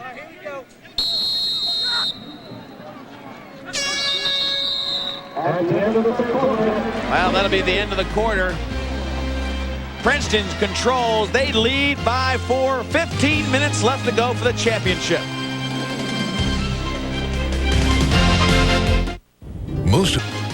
We're back at Rutgers Stadium. A showdown in Division I lacrosse, the championships for 1998. We're down to the final 15 minutes, but look at the dominance for Princeton. 92, 94, 96, 97. They are the team of the decade, and that is the challenge. They showed their dominance in the third quarter. Lauren Smith from John Hess made it 4-3, and then a giveaway by Maryland.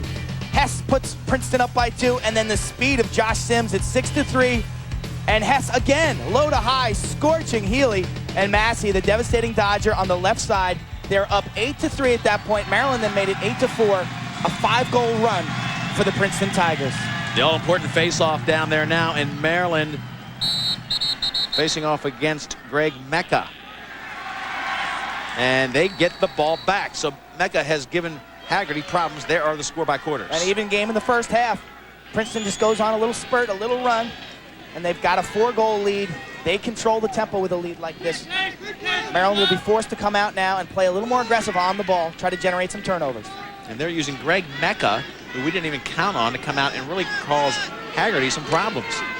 They've gotten, I think, 2 of the 3 of the faceoffs Mecca has taken. Mecca's only taken 37 faceoffs prior to this game, but he's done a nice job just tying up Haggerty, taking away the fast break, and I think it's frustrated Haggerty and Maryland. No fast break goals for the Terps. Hess gets it right in front to Chris Massey.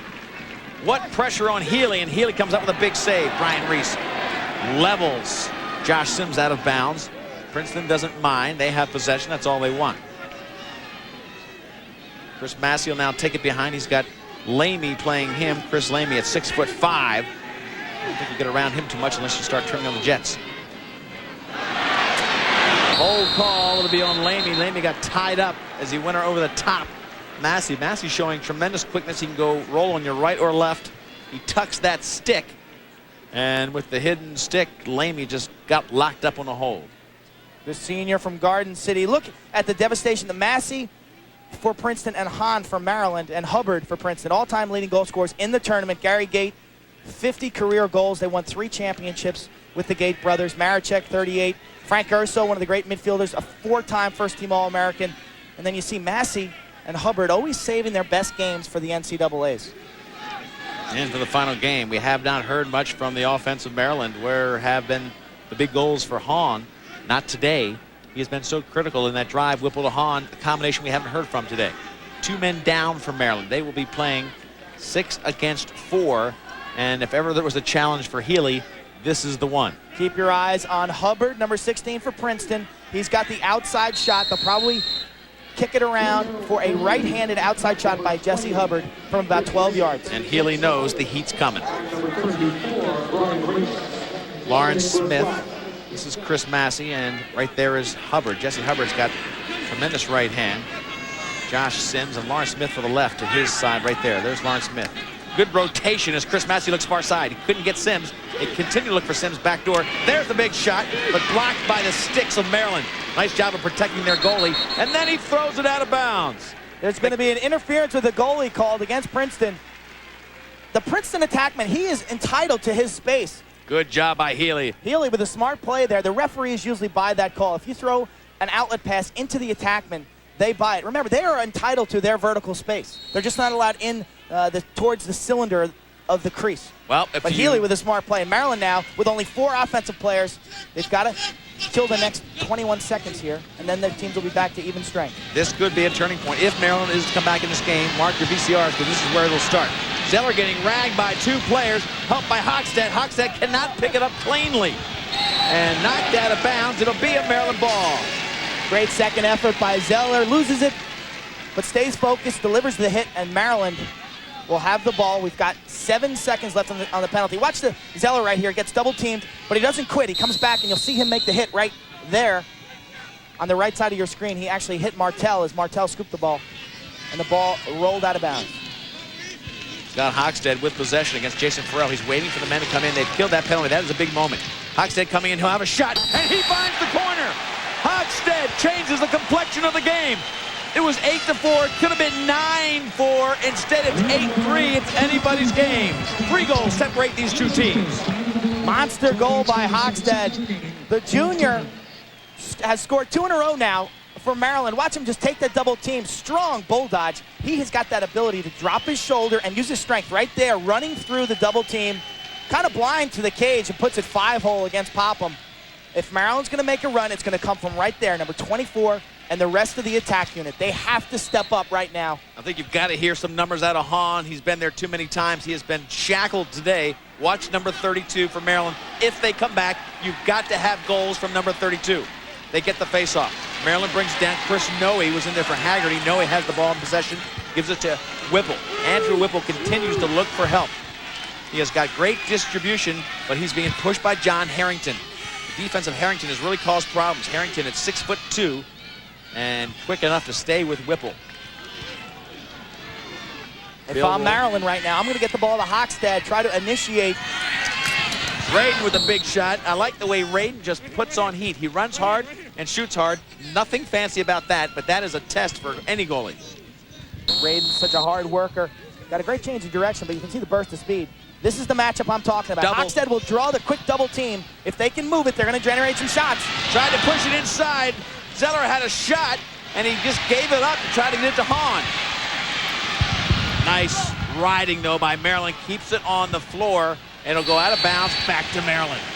The concept was good, Quint. They went far side, but then maybe a little too careful shifting it into Hahn. He had a shot up top.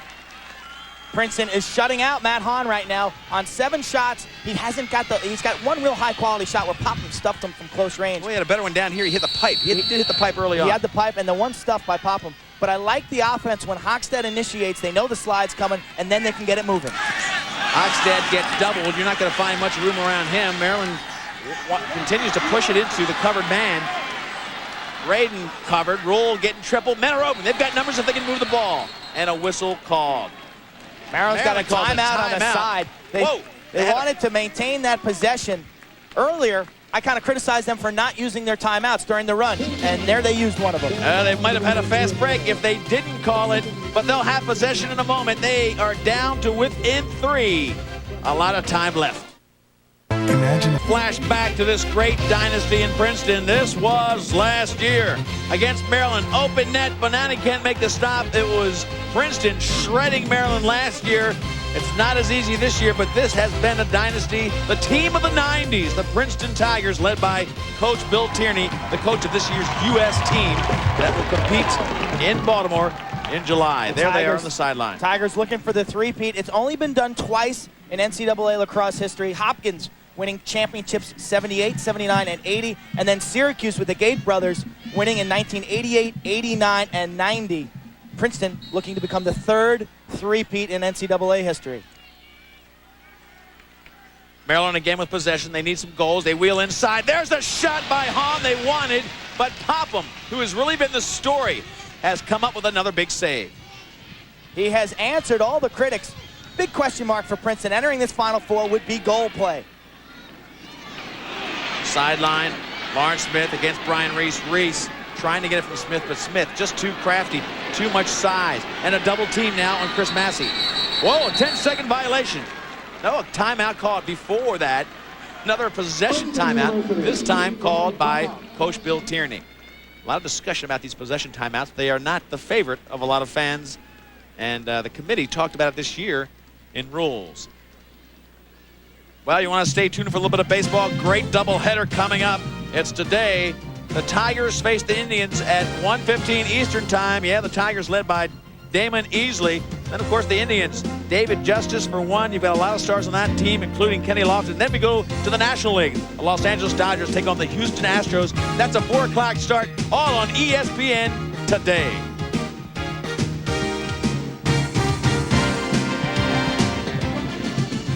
Pressure here as Princeton, a team that doesn't lose when it's tight, Quint. Very rarely. They don't choke.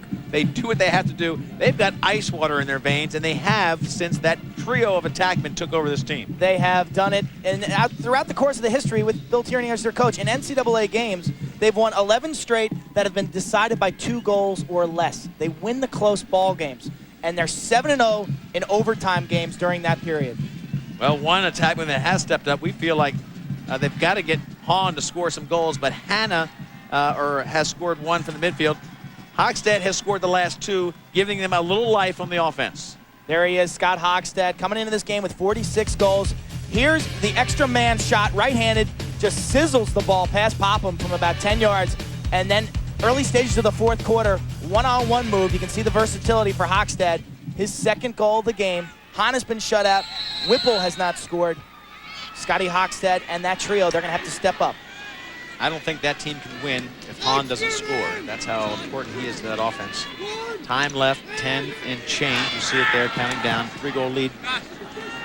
Turning point, if Maryland's to get back and close even further, Quint, was when it was 8-4, and they had a 2-man advantage. Could have made it 9-4. Maryland pushes them away and then gets a goal of their own. Up top, pressure on Healy, and it'll be burned by Hubbard. Defense failing Healy. As Hubbard, the big right-hander, boy, that is not where you want him to shoot from. At that location on the field, it is almost a certain goal. This play was designed for Josh Sims coming off the pick left-handed, but you can see Sims carries, and then there's a big opening on the far side. Hubbard, with time and room, high to low, nothing Healy could do about that. Princeton right now shooting the ball better than Maryland. We've seen Maryland miss the cage a lot. Princeton, they're burying the ball behind Healy. There he is, Jesse Hubbard, got more goals than anybody in Princeton history. Great execution. The play broke down. Maryland did a nice job. Sims was forced behind the cage, but he kept playing. Only his 5th assist of the season. And faceoffs that are so critical are being lost by Maryland. This last 10 minutes, we've seen just a ton of faceoffs taken, or the critical ones taken by Princeton. They are so tough now with a 4-goal lead. They will possess the ball and make you take it from them. John Hess behind. Connor trying to stay right with him, sticking his numbers. Tough to take it from John Hess. You can see Maryland extending the adjacent pressure. They're stretching their defense out. If Princeton can deal with this pressure, they should get some quality shots here. The question is, do they want to pull back or do they want to attack? Mark Whaling now with the ball. A lot of time taken off already. What they'll do here is they'll work the ball, let you hope that you invite you to make a mistake, I should say. And when you make a mistake, they will burn you with a goal. Jesse Hubbard comes behind. Mike Lonani playing D on him. Gets the ball down to the turf. He has it loose right now, but who will get it? Healy out of the goal. Here's some trouble. Watch out, open net. Hess trying to get it out front. They know nobody's in there. Finally, Healy gets back. Three white jerseys swarmed that ball. All 3 attackmen. Healy came out, but it was just a swarm of white jerseys. And now they'll get another chance to kill some time here and work for the high-quality shot. They really hustle when that ball's loose. Great hunger by that attack unit. A lot of attack units really just known for their scoring, but these guys can do it all. Rob Torty has possession. Short stick defender Eric Osberg playing him. Torty sees a little bit of a room. Osberg playing it beautifully for the right hand. No angle there. Watch out. Coming in close. Shot from the far side. Easy goal for Seamus Grooms. Just splits the defense and comes in, goes to his left, and beats Healy on the backside. Seamus Grooms had 2 goals in the semifinal. 2 huge goals for the senior as they beat Syracuse, and today scores the 10th for Princeton. Terrific execution from the second chance opportunity. Hess with the beautiful feed right on the money. And watch Seamus Grooms with some patience, finds the lower corner.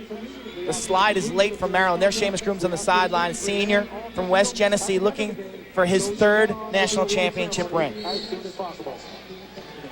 Facing off in the middle of the field, Greg Mecca, who has taken most of them for the last, well, most of this half, number 24. Brian Reese for Maryland goes out. Maryland has a ton of goals to make up here. 5 goals against Princeton. It's a long hill to climb. Healy is out of the goal. He's being ragged by 3 players. He will not get it cleanly. Help coming. And again, Princeton gets it back. It's going to be a push against Jesse Hubbard. He was lucky that the foul wasn't thrown. That was high and from behind. You can see Hubbard, that man right there, Massey, throwing their bodies around. They can sense this one. They make it tough to get it out of the zone. Look at this. Maryland cannot make the easy pass. They just don't give you the easy plays. Make you think about everything you do. Princeton's way is one of no mistake offense and defense. Radin, hard shot out front, tries to get it into Hockstead, and he gets leveled. Radin working it down low to Hockstead. They'll lose the ball on the crease violation. It's the right idea by that man right there, Scott Hockstead. Good defense, though. They came with the body, and Popham, Corey Popham, just held his ground. He was kind of behind the plane of the goal when the ball got to him. A tough shot for Scott Hockstead. And Radin, I thought, had a pretty good shot up top. You know, he's been effective just going ahead and taking the hard shot. Ball loose on the ground. Could be trouble, but they get it up cleanly. Picked off by Maryland's defense. Offside call. Or was it a timeout? Hard to say. Technical, Bonani, offsides called. It's a technical foul. Is it on Maryland? It's on Maryland. The Princeton sideline, they're clapping. They've got their extra man unit now taking the field. 5-goal lead. This one's all, but shouldn't say over, but looking pretty hard for Maryland to come back 5 goals. Now they've got an extra man play to look at. It might even be a mouthpiece violation. Actually, it's an offside. 30 seconds now. Princeton will zip the ball around the outside. Again, Hubbard can burn you with that right-handed cannon. I'll tell you, 5-goal lead. That's enough to cause you nightmares with only 7 minutes left. This will take it 6. Off the iron. Lawrence Smith had it measured and out of bounds. Nice hustle by Andrew Whipple. That's a shot. First person to get closest to the ball when it goes out. And Whipple came from the and far Whipple side. came from the far side. He was the attacker, and he was closest. Just an absolute rocket off the pipe that had Healy burnt. Lawrence Smith with that long motion. He's a lefty, but he's about 6'3", and he gets his arms way behind him and just brings that crank shot. He yanks the ball so well. That ball went about 50 yards off the iron. And if you're Maryland, Quint, the sirens have to go off now because you've got to start scoring. You cannot wait any longer. 5 goals to make up, not much time. You don't know how many possessions you'll get against Princeton. You know they'll hold the ball. And look at this. Nobody moving it. Radin getting sandwiched. Ball down. Princeton's going to take it away again. They are just too smart. They don't make it easy for Maryland, and they double team and get the ball back. Maryland threw away another chance for a key possession. And close. Easy shot and a goal by Jess Hubbard. Great pass by Barrier. It all started with the double team. Harrington made a beautiful crossfield pass to Barrier, who took it inside. Little eye contact with Hubbard. Here it is. Watch the eye contact. Barrier will just find Hubbard inside on the front swing right there, and Hubbard, easy catch, little jump shot past Healy. Poor defense by Maryland. Not what you expect by Princeton to jam that ball inside, but you can see the stick skills. Barrier right on the money, and Hubbard now has 2 goals in the 4th quarter. Princeton reads so beautifully from both ends of the field. Noe now in for Maryland trying to get the face-off, and he's helped by wingman Eric Osborg. Now, Osborg, last time they had possession, Quinn, it was amazing how they came down and took the double team and lost the ball almost right away. They've got to get goals. They are down by 6 with almost not enough time mathematically to make up that difference. Well, when you have Haggerty as your face-off guy, you're never really that far out of it. He can pop 2 or 3 real quick. Andrew Whipple goes far side, throws it right out of bounds. Tough way to end the season for this great attack from Maryland. They have been so spectacular the whole season, And today they just haven't gotten it figured out. The defense in Princeton is just too much for Andrew Whipple, number 1, and Hahn, 32. That's been the combination that has caused everybody problems who has played defense against Maryland. And this senior class for Maryland, they've won more games than any class in Maryland history. Big hit by Osberg, but Smith gets it to Mark Whaling. He absorbs the hit, and Maryland swarming the ball. Holy smokes, they give it to Princeton. They check the ball out. And they'll call a penalty on Reese. Unsportsmanlike conduct on Reese. And there might even be 2. And on Whipple. The referee said that the ball hit a body. Exactly. On its way down, it hit off the hip of a Maryland Terrapin. And now, I'm not sure who that was, a carrier launches the flag into the crowd, and he will be whistled. This is going to be the 3rd unsportsmanlike conduct from Maryland.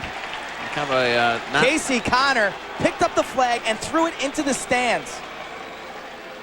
Not the way Dickie Dell wants his program to end this sensational year.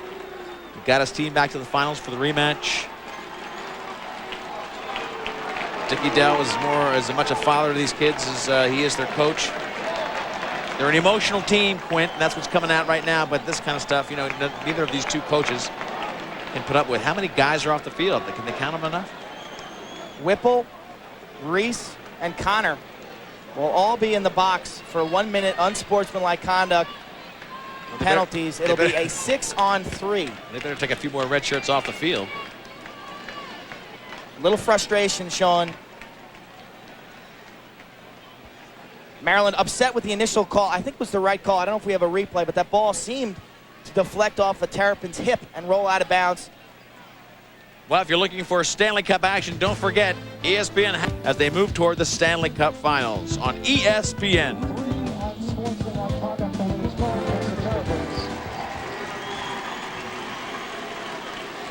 Princeton's the kind of team that can really frustrate you. Popham has been the story. He gets my vote for the MVP. I think he really set the tone early, Quinn. He had pressure early, and he turned back a lot of heat in that first quarter. He did. The junior from the Gilman School, starting in his first championship game. Remember, Pat Cairns and Pancho Gutstein won the title for Princeton. Had a shaky season, but they played such great defense in front of him. Played his best game of the year today. And Jesse Hubbard now in the 4th quarter with 2 goals. The all-time leading scorer at Princeton. Will play for the USA team this summer in the World Games. 6-on-3. This will be cherry picking. Who wants to take the shot? In the middle of the field, moving back and forth, is John Wynn. Wynn could be the likely candidate as they move on the outside. Well, it comes from the outside. There comes Massey up top. A lot of ball movement. Big rocket shot, and Healy makes a great save.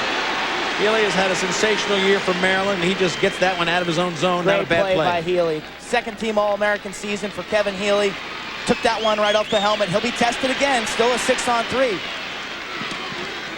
Chris Massey will take time. You know, if they just take the time off the clock, that's almost as good as a goal. There's 6 goals to make up, 5.5 left. And they can, because one of those fouls against Maryland was a 3-minute non-releasable call. Big shot by Hubbard. Jesse Hubbard's he's got the cannon. This is the U.S. team member, and he'll showcase his skills against the world in July. That's the spot he shot from earlier. That is his favorite spot for the big right-hander. 6'1", 210 pounds, out of Georgetown Prep. He's got over 30 hat tricks now in his career. Here it is again. Time and room. This is just a scary sight for a goaltender. Watch him size this up. And look at the accuracy. Just under the bar. You can see the moisture come off the goal. Jesse Hubbard with a hat trick now in the 4th quarter. And there's the trio that will go down in history as one of the greatest attack units in the history of the sport. You have to give them that respect now as they're looking to get their 3rd national championship. You can talk about stats, you talk about numbers, but they've won 3 national titles. And they've done it every way possible, Quint. They win the overtimes, they win the blowouts. They are just cool, calm, and collected. They beat Syracuse. They go into the 4th quarter down. They win the 4th quarter in the semifinal 5-1 and just coolly march on to their 3rd championship in a row. And they have always stepped up when the game has been on the line. It's been those guys who have gotten it done in the NCAAs. Well, one thing we can do for you is count the Maryland players, see who's left in the box. It'll be a face-off.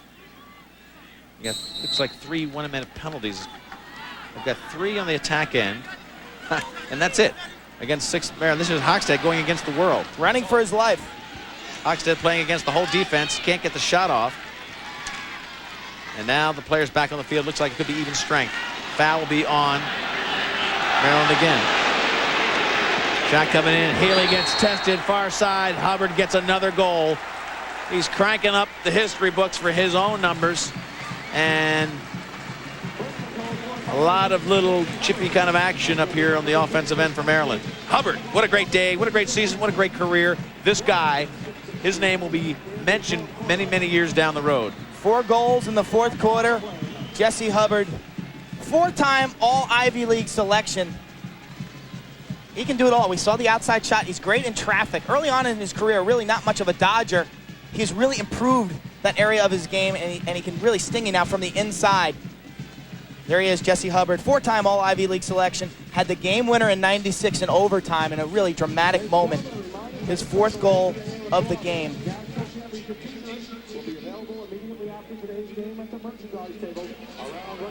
He's got over 30 goals now in his NCAA career.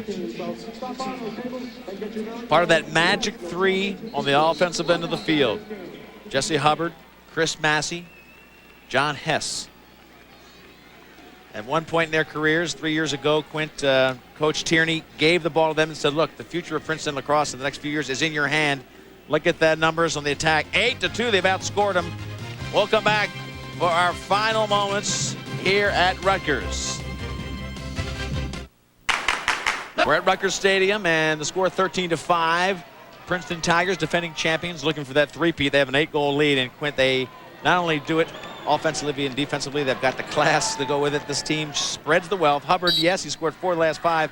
He is a force, but everybody gets credit. Take a look at his offense. Now, this is live action. As they come back, Mecca gets another faceoff. He really has done a great job since they put him in there to get the faceoffs. Part of the formula in the second half. That's right, the faceoffs and the goaltending. And Corey Popham now will leave the game for Princeton. The senior, DeBello, will step on for Princeton. Popham, great job today. The questions were faceoffs and goaltending. Hey, and they answered. And then the attack took over from there. Maryland playing shorthanded again. Hockstead, I think, in there for a minute penalty. Or 2 players in there for a minute. They're 2 men short, 6 against 4. They'll just hold it behind the goal. Widely understood that through these wonderful 3 years, this team, really, they've only lost like 1 game. They would never go above 19 goals. If they got up to where they were really beating a team, including last year's championship game against Maryland, they would stop at 19. And there's a goal by Massey. But Princeton remembers, Quint, when they were getting beat badly. Tierney remembers when he first came and he had to build his program over 5 years. You remember getting shellacked, and he said he promised he would never do that to another team. He stops at 19 if he ever gets the chance. It's a classy move. Coach Tierney, that man there, all full of class. Took over Princeton 1988. I remember when we played them in 1988, we shut them out. We beat them 9-0. 4 years later, they're really the program to beat. Coach Tierney using that defensive formula, and then you win with defense, and you can recruit athletes like that man right there, John Hess and Chris Massey. Once you start winning ball games, you can start to attract great goal scorers. And this trio, an example of that. Yeah, the magic of this trio, though, goes a little beyond that. The fact that they meld so beautifully, a shooter, a feeder, a dodger. They just have done magical things in the last 3 years at Princeton. 14-5. After that first half, who would have believed it would have been this much of a blowout, Quint? 3-3 at the half, 14-5. As we move toward the final bell. An 11-2 run. Princeton has thoroughly dominated the second half.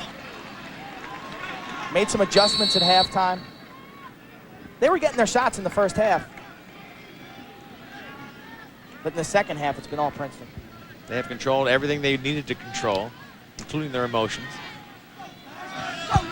Pasqualina in now as Maryland back to full strength, it looks like, for the final 3:22.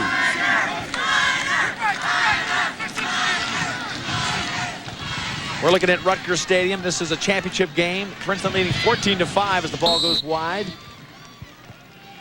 They are the defending champions in white against Maryland in red, and 3-3 halftime turned into a major blowout here by the Princeton Tigers. They will win the championship 3 years in a row in Division I lacrosse. Leif Elsmo and Quint Kesenick bringing you all the action here on ESPN. The game was knotted up at 3 at halftime, and then Princeton's thoroughly dominated the second half. on an 11-2 scoring run, and their big guns have stood up and been counted. Hess, Massey, and Hubbard. Christian Cook, the story coming in. He was hurt, the captain of the team from Denver, Colorado, hurt in the game against Syracuse. He shut down Casey Powell, the most prolific scorer, the most dynamic scorer in Division I lacrosse. He got hurt, knee injury. Princeton played without him, and they played beautifully without him. Team concept really made it easier for them. And Corey Popham, their goalie, the question mark of the defense, had his best game of the season in the national championship. Maryland not able to get a shot off the swarming defense. New faces, new numbers in. The fabled three are out of the attack zone. The senior goalie now in, DeBello. We talked about that for Princeton, number 11. And even Maryland has new faces in here. They've got new attack in here, not their starters. John Kamenizis works far side now. A lot, again, fresh faces. Andrew Combs with the ball now. Sideline for Princeton starting to celebrate as we go down to about a minute and a half left in this game. Got to reiterate, 3-3 halftime. Who would have believed this one would have been such a separation in score? 9 goals separate these two teams. Maryland working around that young attack. These are the faces you'll see next year, Quint. Neil DeBello, great save. The senior, Coach Tierney showing a lot of class getting Neil DeBello in the game. The senior from North Syracuse, his brother, actually one of the midfielders who played for Princeton in the late 80s and early 90s, who built this program to the point where it is. A lot of great athletes. When Tierney took this job, sacrificed and really built this program, and now you can see the outcome of that. And DeBello makes a save, and he'll have a seat on the bench. And the freshman, Trevor Tierney, the son of Coach Bill Tierney right there, will now get his chance. You can see the seniors on the sideline. That's Michael Allen, another senior. Didn't get much playing time in his career when you're sitting behind a guy like Hubbard, Massey, and Hess, but he's a quality player. Well, Lawrence Smith, number 43, had that looking at him. He came in as a young talent. He's a junior now, and they said, we want to play attack, we want to play midfield. He switched positions rather than watch those three become the great All-Americans that they are. A minute left as Princeton starts the victory train. This is a team that really has dominated the 90s. They celebrated, Quint, at halftime, the 73 team of Maryland. Maryland and Cornell were the teams in the 70s. Hopkins has been strong throughout. In the 80s, Carolina went on huge runs. In the 90s, it's been Princeton. And of course, Syracuse has had a great tenure all the way through these great years of NCAA finals and championships. They will become the third team to three-peat. Hopkins, 78, 79, and 80.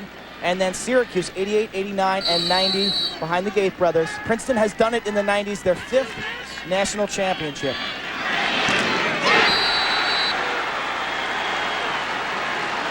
Got some new faces scoring as goalie Pat McGinnis lets one get by. Ben Hayworth, the senior, got to feel great about that. Getting into the national championship game, get your name in the scorebook. He's a senior, had 2 goals on the season.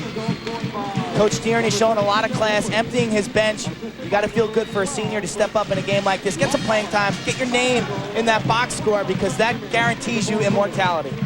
And Princeton, they've been here before celebrating, and Maryland, unfortunately, they were here last year as well. They swore it would not be like last year. They came in, tied the game at 3, played pretty tough in the first half. Andrew Whipple right here, captain, never got on track. The defense and this man Hubbard on the offensive end of Princeton, just too much, showing that without a doubt, this team belongs in the record books as a 3-peat champion and the dominant team in the 1990s. 12-2 run. A team built on defense, and it's a team concept. They're playing without Christian Cook, a first-team All-American defender who played so valiantly in the semifinals. And then they hold this Maryland team to 5 goals, an amazing defensive performance. Time winding down, a lot of fresh faces in there. McGinnis picks it up, throws it downfield. And Princeton, the dominant team of the 90s, proves they are the class of 98.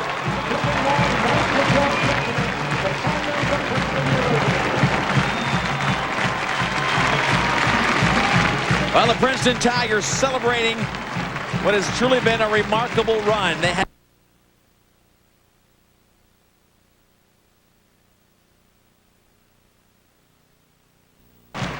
Division I national champions, 92, 94, 96, 97, and now the class of 98.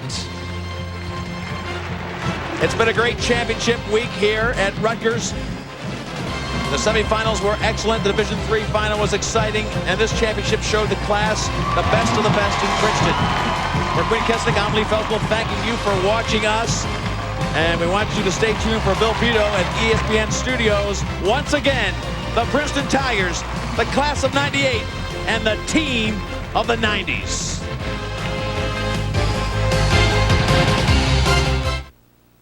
Hi, everybody.